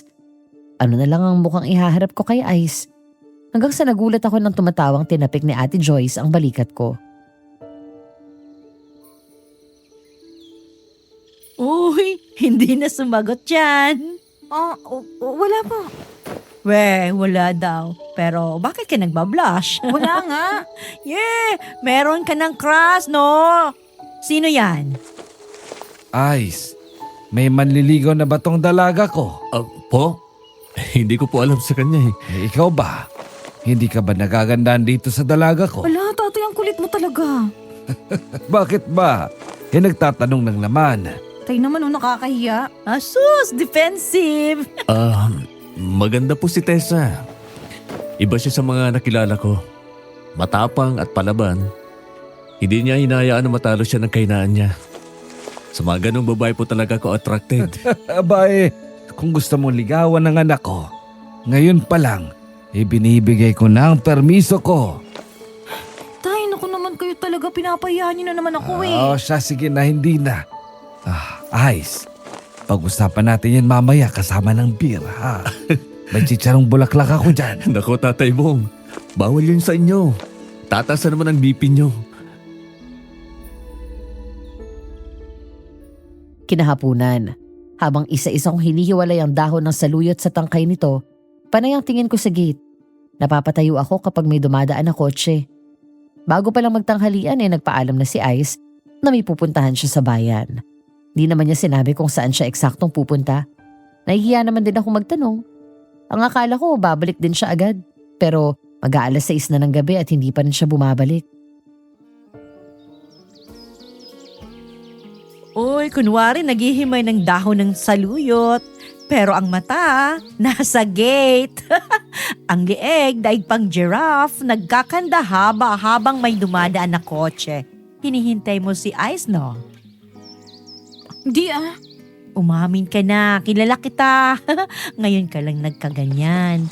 Dati, kahit may injury ka, matigas ang ulo mo, lumalarga ka pa rin at nakikipaglaban sa aswang. Nagkakanda binat ka na, hala. Sige ka pa rin. Ngayon, ang bait mo bigla. Napipirmi ka dito sa bahay. Si Ice ang gusto mo, no? In love ka na, no? Kasi naman ate, huwag kang maingay. Oo na, gusto ko si Ice. Gusto huwag kang maingay ha. Ay, talaga, sabi ko na nga ba? Ay, ayan na siya. Ice, ice, baby. Dig, dig, dig, dig, dig, dig. Biglang nataranta ang puso ko nang makitang palapit na sa gate ang lalaking pinag-uusapan namin. Habang si Ate Joyce ay mabilis na bumalik sa loob ng bahay at pinagpatuloy ang pagluluto ng ulam. Pagpasok pa lang ni Ice sa gate ay sinalubong niya ako ng ngiti. Di ako nagpahalata pero parang tumalon ang puso ko sa saya ngayon nakauwi na siya. Hindi ako kinakabahan pero mas lamang na excited ako at kinikilig. Hi, kumusta ang pakiramdam mo? Okay naman. Hindi naman ako masyadong kumikilos kaya hindi sumasakit. Ay, excuse me. Kukunin ko lang itong saluyot. Kawawa naman, pati ugat, napitas. Kumusta ang lakad mo? Teka, ano yung nasa damit mo? Dugo ba yan? Oo. Pero hindi sa akin yan. May nangyaring aksidente kasi doon sa bayan. Tumulong ako sa pag-rescue. Dinala namin sa ospital sa city yung mga biktima. Kaya palang tagal mong bumalik. Sorry, naghintay ka ba? Ha? Hindi naman. Tessa, kapag magaling ka na, pwede ba kitang maimbitahan? Sige, saan tayo pupunta? Date. Ha? Kakain tayo sa labas, manunood ng sine, mamamasyal. Date? Niyayaya mo ako mag-date? Oo, sana kung okay lang. Oo naman. May aswang sa paligid. Hindi ko matapos ang sasabihin ko nang biglang nangalisag ang balahibo sa braso ko. Biglang lumamig ang hangin at may dala itong masangsang na amoy. Agad kong naramdaman na parang may nakamasid sa amin. Mabilis na gumala ang mga mata ko sa paligid. Nang sinubukan kong tumayo, mabilis na umalalay sa akin si Ice. Naglakad ako sa bakuran hanggang sa makarating ako sa gitna. May nahagip ng peripheral vision ko sa bandang kaliwa. May isang taong nakatago sa likod ng makapal na halaman. At mula dun sa kinatatayuan namin, narinig ko ang mahina nitong pag-angil at paghiga. Doon ako biglang lumingon at nakita ko ang mata niya na nagulat. Sa kaliwa, bandang likod. Hoy! Sino ka? Bakit ka nagmamanman? Umalis na siya. Nakita mo ba ng maayos sa mukha? Hindi, yung mata lang niya. Dahil nagtatago siya sa makapal na halaman. Pero sigurado akong babae. Nakita ko na mahaba ang buhok niya nung tumakbo siya. Talagang hindi siya titigil hanggat hindi niya ako napapatay. Wala mangyayaring masama sa'yo. Ipinapangako ko yan. Ang mabuti pa, pumasok na tayo. Gagawa ko ng insenso. Naalala ko pa yung itinuro ni Lolo sa akin para hindi makalapit yan dito. Isang umaga habang magkatulong kami ni Ice na sinasalansan ng mga gulay na naani sa taniman doon sa bakuran, Halos sabay kaming lumingon nang may pumaradang magarang kotse sa harap ng bahay. Nagkatinginan kami nang bumaba doon ang isang lalaki. Halos kasing tangkad ni Ice, may dala itong isang bungkos ng bulaklak at isang plastic bag na may logo ng isang fast food restaurant at isang paper bag na kulay puti. Pumorma lang mukha ko nang makalapit siya. Walang iba kundi ang doktor na gumamot sa akin. Ice. Oh, Doc Mark. Hi Tessa. Kakamustahin lang sana kita. Pasok. Salamat. Gusto ko siyang sungitan, itaboy, sigawan, magalit. Sa tuwing nakakakita ako ng mga doktor, bumabalik ang masakit na gabing yun na pumanaw ang nanay ko. Naalala ko kung paano ako tinalikuran at itaboy ng biological father ko. Pero nang makaharap ko si Doc Mark, di ko siya magawang sungitan. Parang kusa akong kumakalma. Di ko rin alam kung bakit pero di ko magawang magalit ng husto sa kanya. Mas lamang na naiilang ako pero panatag ang kalooban ko. Medyo nalito lang ako kung bakit siya may dalang bulaklak. Kumusta ka na? Ang sugat mo, magaling na ba? Ayos naman. Pagaling na rin sana, kaya lang. Napalaban din naman ako sa aswang dun sa bahay nila Ice. Kaya nagdugo ulit. Pero wala na to, pagaling na rin to. Mabuti kung ganun. Siya nga pala, para sa'yo. Itong bulaklak sa kapagkain. Sabi ni Ice, ito raw yung paborito mo eh. Fried chicken with spaghetti. Tapos ito naman, medical supplies. Salamat. Hindi mo na kailangan mag-abala ng ganito. Tessa, pwede ka bang makausap? Hindi ito tungkol sa sugat mo. Tungkol ito sa nangyari noon sa nanay mo. Natigilan ako sa narinig ko. Nakaramdam ako ng pamilyar na bigat sa dibdib. Pero naroon din ang pagtataka ng banggitin ni Doc Mark ang nangyari sa nanay ko. Itatabi ko dapat siya pero tumingin ako kay Ice. Agad ko naalala ang mga payo niya sa akin. Kaya huminga ako ng malalim at kinalma ko ang sarili ko. Pagkatapos sa isa ka ako sumagot. Anong tungkol kay nanay? Humihingi ako ng paumanhin sa nangyari sa kanya. Naroon ako sa ospital na yon nang dumating ka. Wala akong nagawa dahil gulat na gulit ako nang magpakilala kang anak ni Dad. Sandali. Dad, anong ibig mong sabihin? Anak ako ni Rene Santiago. Ako ang kasama niya nang lumapit ka sa kanya. Magkapatid tayo, Tessa. Nandun ka? Nandun ka pero hinayaan mo lang na ganunin ako ng tatay mo. Nagulat din ako, Tessa. Hindi ko alam na may anak sa iba si Dad. Kahit ang mami ko ay walang alam. Natulala ako na magpakilala ka. Nakatalikod ka na nang matauhan ako at nakiusap ako sa kanya na tulungan ka. Pero hindi niya ako pinakinggan. Mataas ang posisyon niya sa ospital. Walang nakakabali ng salita niya. Ayaw niya makinig sa akin. Lalapitan na sana kita pero pinagbawalan ako ni Dad. Malupit ang tatay mo, Doc. Wala siyang puso. Hindi siya dapat naging doktor kung wala siyang malasakit sa mga tao. Halata rin naman na wala siyang balak na kilalanin ako dahil para lang akong hangin na dinaanan niya. Na wala akong nakitang tuwa o pananabik sa mata niya. Alam ko. At naiiya ako sa inasal ni Daddy sa'yo. I'm sorry. Pero sana, huwag mo kong itaboy. Dahil ang totoong dahilan ng pagpunta ko dito ay ang ipakilala sa'yo ang sarili ko. Gusto ko magkalapit tayo. Kung hindi ka niya kilalanin bilang isang anak, ako, tinatanggap kita bilang kapatid ko. Patawarin mo ako kung wala akong nagawa nun para sagipin ng nanay mo. Di naman ako sabik sa pamilya, atensyon at pagmamahal. Dahil naibibigay naman yung lahat sa akin ni Tatay Bong, ni Tita Amor at ni Ate Joyce. Sa halip na tuluyang magalit at itaboy palayo si Doc Mark, natagpuan ko na lang ang sarili kong umiiyak. Patawad. Yun lang ang hinihintay kong marinig mula sa tatay ko. Kaya nang marinig ko ang salitang yon mula kay Doc Mark, aaminin ko, may parte sa puso ko ang gumaan. Parang binuhusan ako ng malamig na tubig hanggang sa namalayan ko na lang ang sarili ko na lumapit sa kanya at yumakap. Kuya, Sorry. Kung ngayon lang ako nagkaroon ng lakas ng loob na puntahan ka at magpakilala. Matagal ko nang tinatanong si Dad kung saan ka nakatira pero buti na lang. Nitong huli, napilit ko na siya. Akalain mo yun. May kapatid pala ako.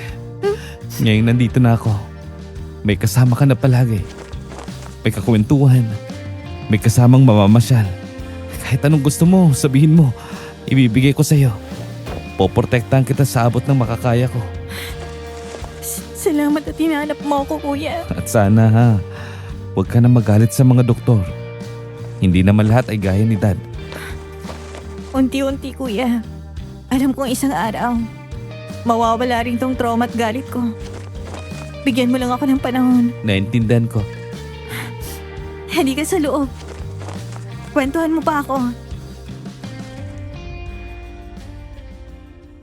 Nang gabing yon, pasado 12:00 na ng hating gabi. Pero gising pa rin ako at nasa kusina. Tinatapos ko kasi ang financial report ng mga naging gastos namin. Mula sa binhi, pataba at transportasyon. Malaki-laki rin kasi ang lupa namin. Doon ko binuhos ang perang kinita ko sa pagtutugis sa mga aswang sa loob ng ilang taon. Dahil doon ay nakabili na rin kami ng jeep na pang-deliver ng mga gulay. Pero habang lumalaki ang taniman namin, kasabay ring lumalaki ang gastos. Napalingon ako nang lumabas ng kwarto si Ice. Oh, bakit gising ka pa? May tinatapos lang. Kaunti na lang to. Ikaw, ba't gising ka pa? Nagkape tayo ni Mark sa bayan, di ba? Kaya hindi ako makatulog eh. Oo nga pala. Halika, samahan mo muna ako dito. Masaya ka ba ngayong nakilala mo na ang kapatid mo? Oo. Ang sarap sa pakiramdam ng may kuya. Mukhang hindi ako kay Tatay Bong mahirapan. Mukhang kay Mark. Mahirapan saan? Sa pagkumbinse. Sana pumayag siya na maging girlfriend ko ang kapatid niya. Seryoso ka talaga, Ice? Kahit nang layo ng agot ng buhay natin? Kinuha ni Ice ang isang silya at dinala sa tabi ko. Pagkatapos ay naupo siya paharap sa akin. Kinuha niya ang kamay ko at hinawakan yon, saka hinalikan ng likod. Na mga sandaling yon, Madam Venus, alam ko nang mahal ko si Ice at siguradong sigurado na ako sa nararamdaman ko. Ngumiti at pumihit din ako paharap sa kanya, saka ko siya hinawakan sa isang pisngi. Mahal kita, Tessa. Sa maikling panahon, nakuha mong puso ko. Nung mahina ka pa habang inaalagaan kita, sinabi ko sa sarili ko na kahit magaling na ang sugat mo, gusto pa rin kitang alagaan. Gusto pa rin kitang makitang nakangiti at masaya. Gusto ko pa rin na inaasar ka at panoorin kung manulis ang nguso mo kapag napipikon ka na. Wala akong pakialam sa estado ng buhay mo. Pantay-pantay tayo. Mabuting tao ka at marangal, pati ang pamilya mo. Yun ang mas mahalaga sa atin. Mahal din kita, Ice. Talaga? Oo. Pero ngayon pa lang ako na in love. Hindi ko alam kung anong dapat kong gawin o maramdaman. Natatakot ako pero handa akong subukan. Tessa, hindi ka magsisisi na ibinigay mo sa akin ang puso mo. Ako ang bahala sa'yo. Nang ilapit ni Ice ang mukha niya sa akin, dahan-dahan akong pumikit nang makuha ko ang plano niyang gawin. At sa unang pagkakataon, Madam Venus, naranasan ko ang aking unang halik. Sa wakas, natuloy din. Naramdaman ko ang kakaibang kilabot sa bato ko nang maramdaman ang paglapat ng labi niya sa akin. Ang magaan at dampilang nung una ay naging mas malalim at masuyo kalaunan. Namalayan ko na lang na nakayakap na ang braso ko sa leeg niya. Matapos yun ay ngumiti kaming dalawa bago niya ako halikan sa noo. Dahil retired na si Tessa, ang matapang na dalagang manunugis, ngayon, gagawin naman kitang prinsesa ko. Yak, ang corny. Totoo yun.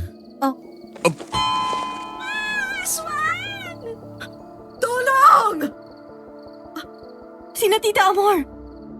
Nang bigla kaming napatayo ni Ice, agad nang kinuha ang baril niya at ako naman nagdala ng military knife at buntot pagi. Sakaling kailanganin niya ang tulong ko. Dahil nasa tabi lang namin ang bahay ni na Ate Joyce, mabilis kaming nakalipat doon. Pagpasok namin ni Ice, nakita namin si Ate Joyce na hinaharangan si Tita Amor habang hawak ang silya at yun ang ginagamit para maitulak ang aswang. Lumayo ka sa amin! Layo! Layo! Kayo na naman! Pati ba naman sila? Demonyo ka! Lumayo ka sa kanila! Huwag mo silang idamay! Hindi ba sinabi ko na uubusin ko ang lahi ng babaeng yan? Huwag na huwag mong sasaktan ang pamilya ko! Ganoon ang ginawa mo sa akin! Sinaktan mo ang anak ko! Pinatay mo siya! Iba kayo! Pumapatay kayo ng mga inosenteng tao! Ang pamilya ko ay walang ginagawang masama! Ganoon na rin yun! Talagang hindi ka nadadala, ha? Lumayas ka dito! Hayop ka! Demonyo! Batuhin mo siya ng asin, anak! Bilis! Nang barilin ni Ice ang aswang, agad itong tinamaan sa dibdib. Ngayon ay alam kong napuruhan niya ito dahil tumama ang bala malapit sa puso. Bumagsak ang aswang at pinagbabato pa siya ni Ate Joy sa Tita Amor ng asin. Ang akala namin ay patay na ito pero nagulat kami na mabilis itong gumapang palapit sa akin. Bago pa ako makatakbo ay nagawa na niya akong sunggaban sa leeg, sabay hila sa akin palayo. Mahigpit akong nahawakan ni Ice sa kamay at pilit na binabawi. Pero sa sandaling yun ay mas nanaiga ang lakas ng aswang. Kaya agad tinutukan ito ni Ice ng baril. Pero ginawa akong panangga ng aswang. Kaya wala siyang magagawa kundi ibaba ang armas. Habang ang aswang ay tumawa nang nakatingin kay Ice. Tessa! Sige, subukan mo. Kung ayaw mong mamatay ang babaeng ito, ibaba mo yung baril mo! Bitawan mo siya! Malala ng tama mo! Sumuko ka na! At bakit ko gagawin yon? Hindi! Malaki ang atraso mo sa akin! Ngayon, wala ka ng kalaban-laban, manunugis! Pagkakataon ko na para patayin ka! Eh di inamin mo na rin na hindi mo ako kayang talunin. Inamin mo na rin na mahina ka. Kaya kahit anong gawin mo, kahit anong banta mo, hindi mo ako mapatay! Hindi totoo yan! Yan ang totoo! Tessa! Hayop kang babae ka! Mamatay ka na! Ice! Tayo na! Habang hawak ko ang aswang, pasimple akong sumenyas kay Ice na huwag muna itong sumugod. Ang hindi alam ng aswang ay may hawak akong patalim sa kabilang kamay. Bigla ko yung sinaksak sa dibdib nito at ang pangalawang saksak ay sa leeg sana ang target ko. Pero bigla niya akong tinulak, kaya ang balikat niya ang nahagip ng hawak kong patalim. Bumagsak ang aswang sa likod ng papag na kawayan nila Ate Joyce. Ilang sandali pa ay may biglang lumabas na itim na uwak mula doon. Dumapa kami ni Ice nang lumipad itong palabas ng bahay hanggang sa tuluyang makatakas. Tessa, ayos ka lang? Nasaktan ka ba? Okay lang ako. Ate Joyce, Tita Amor, kayo po. Okay lang kami, Ice. Ay maraming salamat sa inyong dalawa. Ay salamat sa Diyos at walang nasaktan sa atin. Hindi pwedeng ganito. Kailangan nating makahanap ng paraan para mapatay na yan. Kahit ilang beses natin siyang masugatan, kapag nagpalit na sila ng anyo bilang hayop at nakapagtago sa dilim, gagaling ang sugat nila. Ang akala ko, ang nagpapagaling sa aswang ay kapag dinidilaan niya ang sugat niya. Maraming paraan para mapagaling nilang sarili nila. May orasyon din silang ginagawa. Minsan ay umiinom sila ng dugo ng tao o hayop. Depende. Ang importante sa ngayon ay safe tayong lahat. Lumipas ang mga araw, hindi na bumalik ang aswang. Di kami sigurado kung patay na ito. Nang i-report ko sa kapitan ng baryo namin na nangyari, sinubukan nilang hanapin ang aswang. May nakita silang isang patay na itim na uwak sa gubat. Pinakita pa sa amin yun at kamukha nga ito ng aswang na sumugod sa bahay ni Ate Joyce. Sa kabila noon, di ko pa rin magawang makampante dahil hindi ko mismo nakita na namatay ang aswang. Tuso ang mga to eh. Kaya nilang paniwalaan ng mga tao na patay na sila dahil nagagawa nila magpalit ng anyo at nagiging hayop. Pero ang totoo, gumagamit sila ng dummy para maligaw ang humahabol sa kanila. Sa kabila nito ay pilit ko pa rin kinakalma ang sarili ko at pinagpapatuloy ang normal na buhay. Mula nang tuluyan akong kuminto sa pagiging manunugis at tuluyang gumaling. Tinuon ko ang panahon ko sa trabaho at sa taniman. Si Ice naman ay umalis na sa bahay at umuwi na sa kanila. Pero araw-araw naman siyang dumaraan at madalas dito kumakain. Nasanay na raw kasi siya na may kasabay siyang kumain kumpara sa bahay nila. Nung ipaalam namin kay tatay ang relasyon namin, tuwang-tuwa ito. Gayon din sina Ate Joyce at Tita Amor. hindi pa nga lang daw niya masabi kay Kuya Mark dahil baka raw sipain siya nito. Boss, kumusta? Balita ko, magaling ka na. Uy, kuya. Oo nga sa wakas, nakakakilos na ako ng normal. O ano? Kailan ulit ang lakad natin? Ay, yun nga pala kuya, ang totoo. Ipapatawag na nga sana kita dahil gusto rin kitang kausapin. Tungkol saan? Halika, dito tayo sa loob mag-usap. Pumasok kami sa loob ng bahay. Hindi na iba sa pamilya ko si Kuya Gab. Trabahante siya ng tatay ko sa bukid at para ko na siyang nakatatandang kapatid. Magkasundo kaming dalawa dahil sa pareho naming karanasan at hilig sa mga aswang. Kaya naman siya ang ginawa kong sidekick na magdesisyon ako maging full-time manunugis. Bukod doon malaki ang tiwala ko sa kanya. Pagdating sa loob, saka ko inabot sa kanya ang sobre. Para sa'yo to kuya. Ang laking halaga naman ito. Para saan to? Nag-usap na kami ng masinsinan ni tatay. Pinapatigil niya na ako sa ginagawa ko pagkatapos na nangyari sa akin. Sobrang nag-aalala siya at ayaw niya nang ipagpatuloy kong pagtutugis sa mga aswang. Ayoko rin namang patuloy siyang bigyan ng alalahanin. Kaya pinagbigyan ko na si tatay. Ganun ba? O sige, naintindihan ko. Bale, bonus ko na yan sa'yo. Para magamit mo rin sa nanay at tatay mo. Maraming salamat ulit dahil sa pagliligtas mo sa akin ha. Wala yun. Pero ngayon, hihinto na tayo sa pagtutugis ng mga aswang. Baka pwede ko nang ituloy ang bala ko. Na ano? Ligawan ka. Ha? Ang totoo, Tessa, matagal akong may gusto sa iyo eh. Yun ang dahilan kaya kahit anong hirap na ginagawa natin ay tinitiis ko. Kasi kasama kita. Mahal kita, Tessa. Natigilan ako sa biglaang pagtatapat ni Kuya Gab. Awkward akong ngumisi sa kanya. Di ko alam ang sasabihin ko dahil kahit na panaginip, hindi ko inasahan yun. Sa tagal naming magkasama sa bawat misyon sa pagpatay ng aswang, hindi ko binigyan ng ibang kahulugan ng kabaitan na pinapakita niya sa akin dahil parang kuya ko na nga siya. Kuya, hindi ko alam na ganyan palang nararamdaman mo. Nagpapasalamat ako sa damdamin mo para sa akin pero kasi... Bakit? May problema ba? Ayaw mo ba sa akin? Hindi sa ayaw kuya pero... Hanggang kapatid lang talagang turing ko sa'yo. Tsaka may boyfriend na po ako. Boyfriend? May boyfriend ka na? Sino? Si Ice. Yung albularyong apo ni Don Pepe. Yon? Kailan mo lang nakilala yun Kuya, wala naman sa haba ng panahon ng pagkakakilala yun eh. Pero pasensya ka na kung hindi ko matatanggap ang pag-ibig mo. Bigla akong kinabahan ng umisi si Kuya Gab habang isinilid ang envelope na may lamang pera sa bulsa. Hanggang sa nagulat ako nang biglang naglabas ito ng patalim. Ang palagi niyang dala kahit nung manunugis kami ng aswang. Napaatras ako nang tutukan niya ako nito, sabay hablot sa braso ko. Sa unang pagkakataon nag-iba ang tingin ko kay Kuya Gab. Nagmukha siyang manyakis nang bumagsik ang mukha nito sa galit. Ang tagal ko nagpaalila sa'yo. Para akong asong susunod-sunod sa'yo. Tapos, eto ang mapapala ko. Ibaba mo yung kutsilyo mo. Hindi ako papayag na makuha ka ng lalaki yon. Matagal na ako nagtiis at nagkasya sa patingin-tingin sa'yo. Tapos, nawala lang ako saglit. Naapunta ka sa iba. Kuya, binabalaan kita. Ibaba mo sabi yan. Hindi ako makapapayag na masingitan ang lintik na doktor na yon. Doktor? Kuya, Huwag kang maingay. Kuya, wag! Ang tagal kong hinintay ang pagkakataon ito. Hindi ako papayag na mapunta ka sa doktor na yon.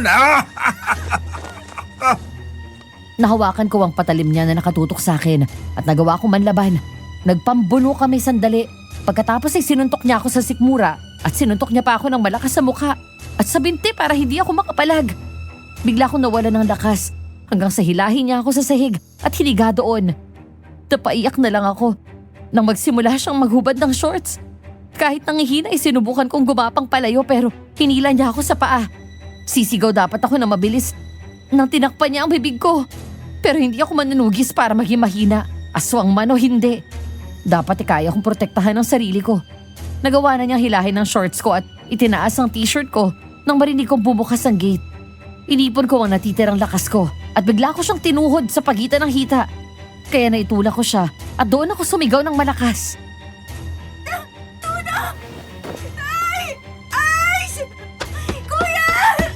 Tessa! Tessa? Anak, ano nangyayari? Hoy! Hayop ka! Anong ginagawa mo sa anak ko? Hayop ka! Naalala ko na nung araw na yon. Pumunta pala sandali sa bayan si Kuya Mark kasama si Ice at Tatay Bong. Kaya nang sumigaw ako, sila ang tumakbong bumukas sa pinto. Naabutan nila akong gumagapang palayo na halos nakahubad na. At si Kuya Gab ay nakababa ang shorts. Agad dinablot ni Kuya Mark sa t-shirt ang lalaki at sapilitang tinayo. Sabay suntok ng malakas sa mukha nito. Ganon din ang ginawa ni Ice. Hindi lang suntok sa mukha, sinikmuraan din niya at sinipa ng sinipa. Habang si tatay naman, inilapitan, tinakpan at kumuha ng kumot para itakip sa katawan ko. Sumiksik ako sa kanya na nanginginig sa takot habang walang tigil sa pag-iyak. Ilang sandali pa ay huminto ang dalawa nang masiguro na lang hindi na ito tatakbo. Tatawag ako ng pulis. Animal ka? Ikaw pa ang nagligtas kay Tessa noon. Tapos bababuhin mo siya ng ganito. Anong klaseng lalaki ka? Walang iya ka. Magbabayad ka sa ginawa mo sa kapatid ko. Bakit? Sa akin naman si Tessa noon pa. Inagaw mo lang siya sa akin. Nababaliw ka na! Kahit kailan hindi naging tayo, itigil mo yung ilusyon mo! Alam niya ng lahat ng tao dito sa baryo natin! Walang hiya ka, Gabriel. Pinagkatiwalaan kita. Maayos kang pinakisamahan ng anak ko. Sa kabila ng naitulong niya sa'yo, ganito lang ang gagawin mo sa anak ko, ha? Ipakukulong kita! Ipapakulong kita! At sino ang gusto mo para kay Tessa? Ang peking albularyo na yan? Matagal ka nang niloloko niyan. Dahil ang totoo, doktor yan. Pinasasakay ka lang yan. Hindi ka niya mahal. Bakit? Hindi ba't ikaw ang nagsimula nito? Di ba ikaw ang nakiusap na magpanggap akong albularyo? Para lang hindi tumakas at magwala si Tessa sa klinik noon. Ginawa ko yun. Dahil sa pag-aalala ko sa kanya. Malay ko bang paninindigan mo ang pagpapanggap mo? Huwag mong ibaling sa akin ang atensyon. Dahil kahit anong gawin mo, hindi ka makakatakas sa ginawa mo. Mabubulok ka sa bilangguan. Nang araw na yon ay hinuli rin ng mga pulis si Gab. Matapos kaming magbigay ng salaysay ay sinampahan namin siya ng kaso dahil sa pagtatangkang halayin ako at sa pananakit sa akin. Puno ako ng magkahalong galit at panghihinayang dahil sinasayang ni Kuya Gab ang ilang taon naming pagsasama. Ang akala ko ay totoong kapatid o kaibigan na ang turing niya sa akin. Wala akong kaalam-alam na iba na pala ang tumatakbo sa isip niya. Pagdating sa bahay, dumiretso ako sa kwarto at doon nagkulong. Hanggang ngayon ay hindi ko mapigilan ang luha ko. Di lang dahil sa takot kundi sa katotohanan ng binulalas ni Kuya Gab. Lumingon ako nang marinig kong bumukas ang pinto. Si Ice. Seryoso ang mukha niya habang nakatingin sa akin at may dala itong ice pack. Di ako nagsalita at muling tumanaw sa labas ng bintana. Lumapit siya sa akin at maingat niya akong pinihit na paharap sa kanya. Pagkatapos dahan-dahan niyang dinampi ang ice pack sa pisngi ko na nagkukulay violet na. Nang hawakan niya ang kamay ko ay pasimple kong pinawi yun pero hindi niya ako hinayaan. I'm sorry. Bakit mo ginawa yun? Bakit ka nagpanggap?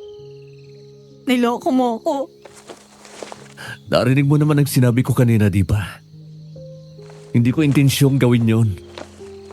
Sigabag nagsimula ng lahat. Pero aaminin ko. Sinamantala ko na rin ang pagkakataon at tinuloy ko ang pagpapanggap. Dahil gusto kong tulungan ang kuya mo. Kahit alam kong hindi naman kita kailangang bantayan, ginawa ko pa rin para mapalapit ako sa'yo. At unti-unting baguhin ang isip mo tungkol sa aming mga doktor. Gustong-gusto niyang mapalapit sa'yo. Pero natatakot siya na baka hindi mo siya tanggapin dahil nga sa ginawa ng tatay niyo at doktor siya. Hanggang sa tumagal lang tumagal. Hindi ko na alam kung paano aamin sa'yo. Dahil ako naman ang natakot na baka magalit ka at layuan mo ako. Sabi ni, hindi ka totoong albularyo. Nahalata ko na kaya nung una. Hindi mo alam ang gagawin mo sa lamang gamot. Tapos nung ginagamot mo ako gamit yung mga ginagamit sa mga ospital. komportable kang kumilos. I'm sorry. Ayaw ko lang na magalit ka sa akin. Kaya nga humingi na ako ng tulong kay Mark. Sabi ko, kausapin ka na muna niya. Para kapag nagkaayos kayo at tinanggap ka niya. Naisip ko na baka mas magiging madali sa'yo na patawarin ako at tanggapin ako. Ibig sabihin, hindi lang si Kuya Mark ang gumamit sa akin dun sa clinic. Oo. Ang totoo, ako mismo ang gumamot sa'yo. Kakainis ka naman eh. Sorry na. Baka mamaya may secret ka pa ha. Baka mamaya may tinatago ka palang pamilya dyan. Wala. Kung magkakapamilya man ako, ikaw at ako ang bubuo nito. Huwag mo nang uulitin yun ha. Promise. I'm sorry. Pasalamat ka, mahal kita. Kundi hahabulin talaga kita ng itak. Pinagdasal ko to. Pumiling ako sa Diyos na sana kapag nalaman mo ang totoo, hindi ka magagalit ng husto at mapapatawad mo agad ako. Aaminin ko, hindi ko inaasahan na magiging ganito ka kakalmado. Wala eh. Dinaan niyo ako ni Kuya sa strategy. Mag-best friend nga kayo. Binaba ko sandali ang ice pack at hinayaan ko siyang yakapin ako. Tama si Ice. Kung hindi dahil kay Kuya Mark, hindi lalambot ang puso ko. Napagalaman ko kanina ang totoo. May bahagi sa damdamin ko na nagalit, na-disappoint at nagtampo.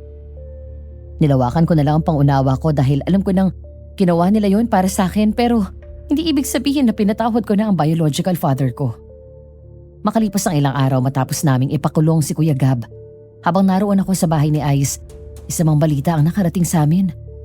Ayon sa mga pulis, habang nasa kulungan ay may dumalaw sa kanya na isang matandang babae.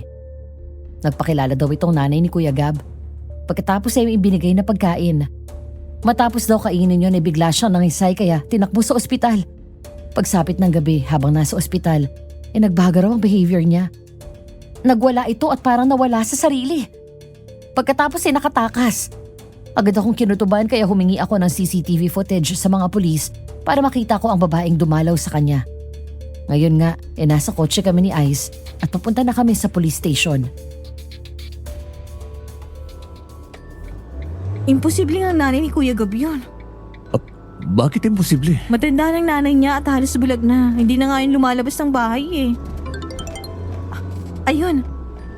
Pinadala na nila yung screenshot ng CCTV footage. Ano? Sino yung babae? Halos magbuhol ang kilay ko nang makita at makilala ang mukha ng babaeng sinasabing nagpanggap na nanay ni Kuya Gab. Walang iba kundi yung kinilalang albularyo doon sa baryo namin na bigla na lang nawawala. Walang iba kundi si Aling Celia. Aling Celia? Siya yung nabanggit mo noon na albularyo sa inyo, di ba? Oo. Ang akala ko umalis na siya sa baryo namin. Ano kaya nangyari kay Gab? Bakit siya nagkaganon? Isa lang ang naiisip ko at sana mali ako. Ano yun? Ang mga sintomas na ipinakita ni Kuya Gab. Lahat yun sintomas ng mga nayayanggaw. Sila yung mga taong ginawang aswang. Dalawang paraan para mayanggaw ka. Kakagatin ka ng aswang o kaya makakakain ka ng pagkain na hinaluan ng laway ng aswang. Sa kaso ni Kuya sa pagkain. Ibig sabihin, si Aling Celia ang aswang? Ngayon malinaw na. Noon sa tuwing nagkakausap kami, palagi niyang sinasabi sa akin na may sakit daw sa pag-iisip ang anak niya. Palagi raw niyang kinukulong dahil nagwawala at nananakit. Maaaring ang aswang na sumaksak sa akin ay ang anak niya.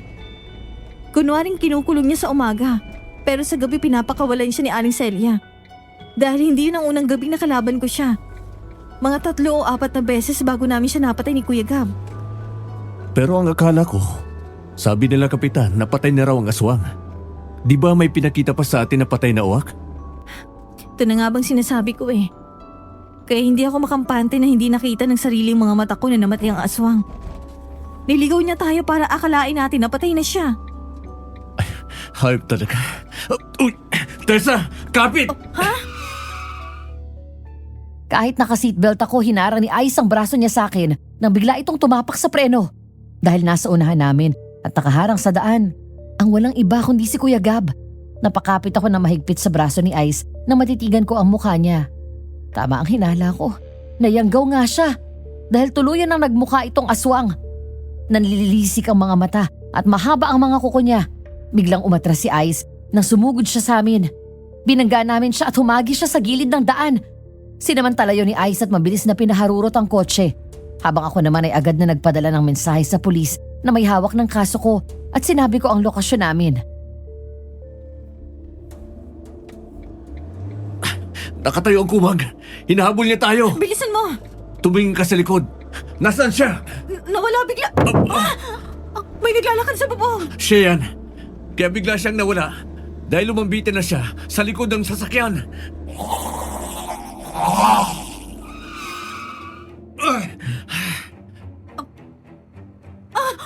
Ice! Huwag kang mag-alala. Nakalak yung pinto mo at hindi niya basta mababasag ang salamin nitong kotse. Lumabas ka dito, Tessa! Hindi ba tayo tapos? Napasigaw ako sa gulat nang biglang bumulaga ang mukha nito sa harap namin. Habang nasa bubong ang katawan niya, pilit na sinusuntok nito ang windshield pero hindi niya magawang basagin yun. Hanggang sa biglang pinaandar ni Ice ang sasakyan sabay tapak sa preno. Nahulog ang aswang, sa kanya iniatras ang kotse. Sumugod siya ulit at sinalubong ito ni Ice at sadyang pinangga. Gulat na natakpan ko ang bibig ko na makitang tumilapon ulit si Kuya Gab. Hindi ko maiwasang maiyak sa kabila ng ginawa niyang pagtatangkang gahasain ako. Bigla kong naalala na dati kami ang magkasama sa paglaban sa aswang. Ngayon siya na ang nilalabanan namin. Samantala gaya ng inaasahan ko na gawang tumayo ni Kuya Gab kahit na binangga na siya ni Ice. Muli sana itong susugod nang dumating ang mga pulis kaya nabaling sa kanila ang atensyon nito. Bumaba ang mga ito sa sasakyan at tinutukan ng baril ang aswang.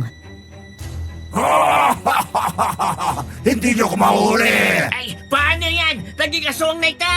Anong gagawin natin? Ay naku, patayin na natin yan kaysa makapaminsala pa ng iba! Yes, sir! Mister! Ice! Ice! Si Kuya Gab! Papatayin ko kayong lahat! Sinugod ni Kuya Gab ang mga pulis at sunod-sunod siyang pinagbabaril. Habang ang kotseng sinasakyan namin ay mabilis na umatras at lumayo para hindi matamaan ng bala. Sa isang iglap ay biglang bumulagta sa sahig si Kuya Gab na wala ng buhay. Pababa pa lang kami ng sasakyan nang magaling ang phone ni Ice. Hello, pare, Mark! Pare, tulong. Sumugod dito ang aswang. Ano? Sige, papunta na kami dyan. Dala ang itako. Halos tumalon kami ni Ice sa sasakyan pagdating namin sa klinik. Tumakbo kami papasok at doon sa loob.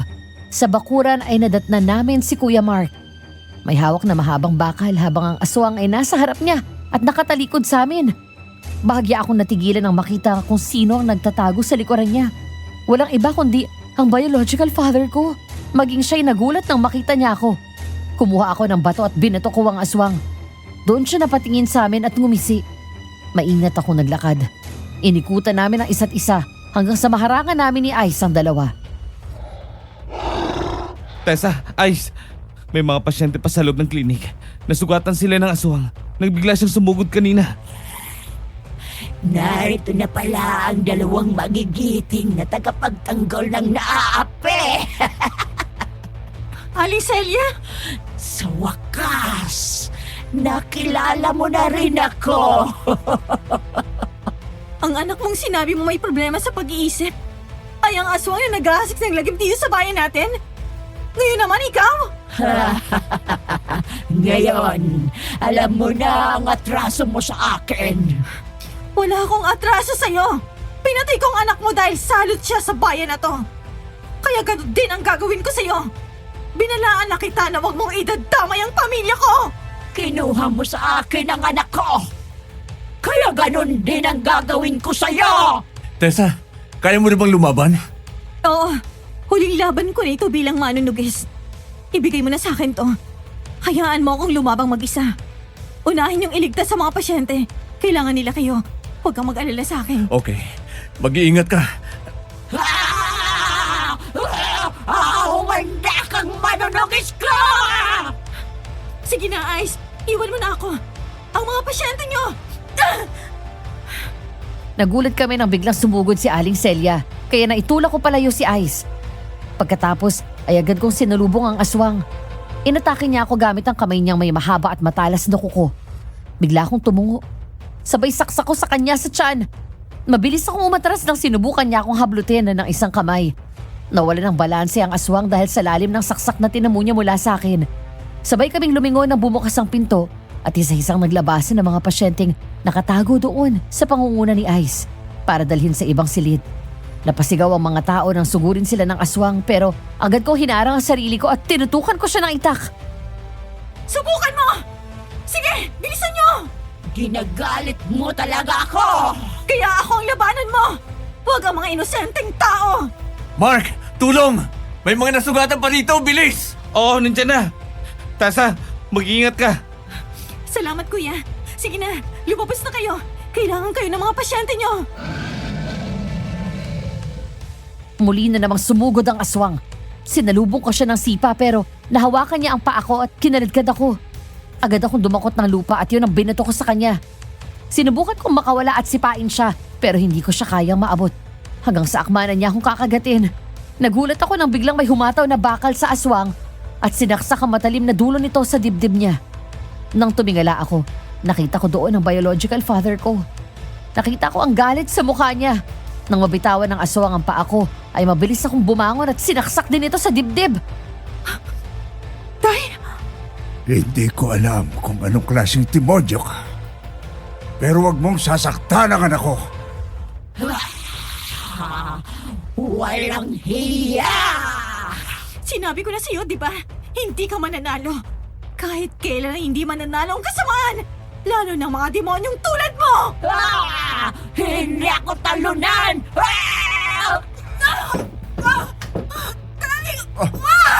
Tessa! Anak! Huwag ang tatay ko! Matapos kong saksakin ng aswang, bigla niya akong sinipa ng malakas. Pagkatapos ay hinawakan niya ang bakal na sinaksak sa kanya ni Tatay Rene. At nagawa nitong bunutin yun mula sa katawan niya. Naagaw nito ang bakal at galit na sumugod. Akmang sasaksakin nito ang tatay ko gamit ang parehong bakal.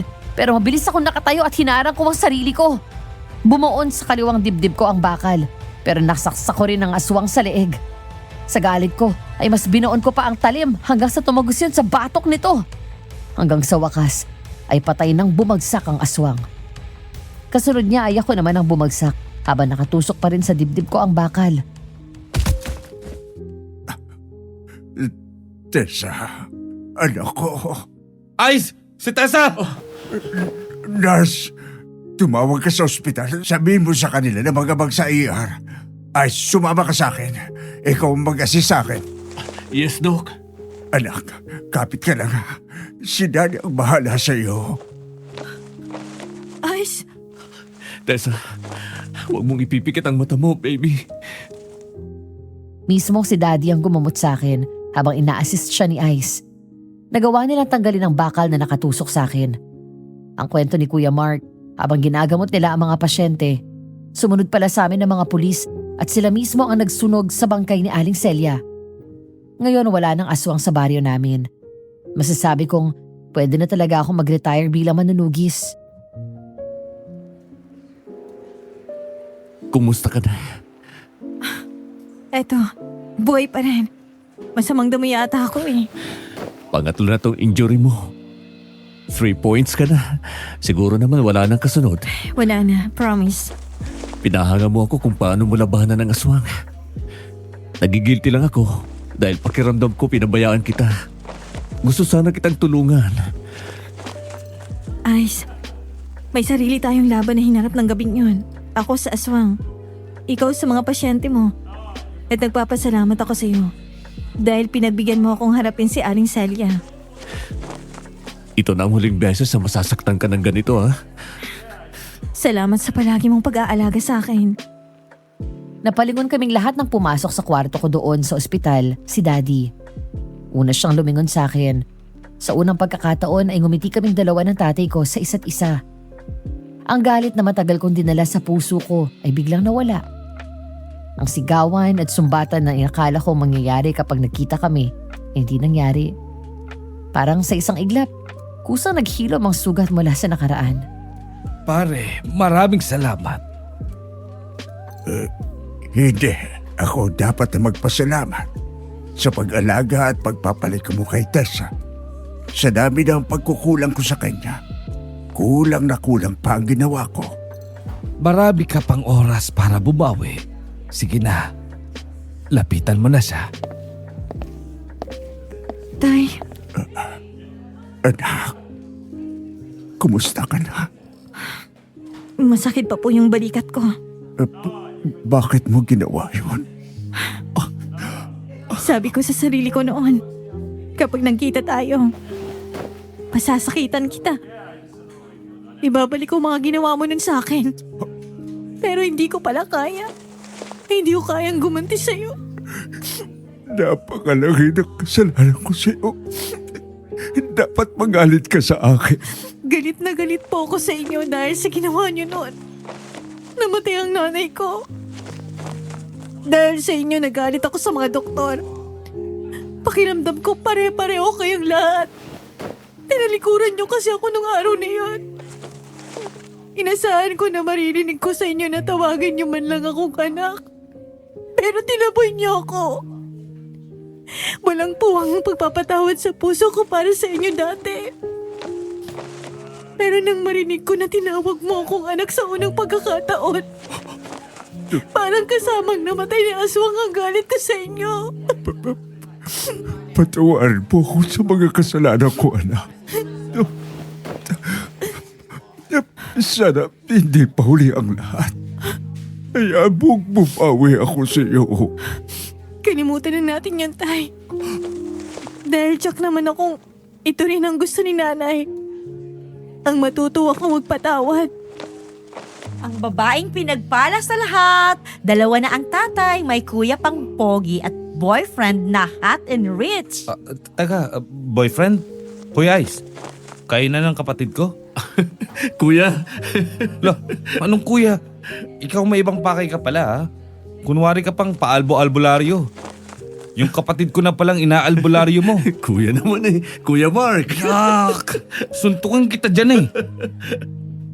Lumipas ang 3 taon. Naging masaya at maayos ang relasyon namin ni Ice.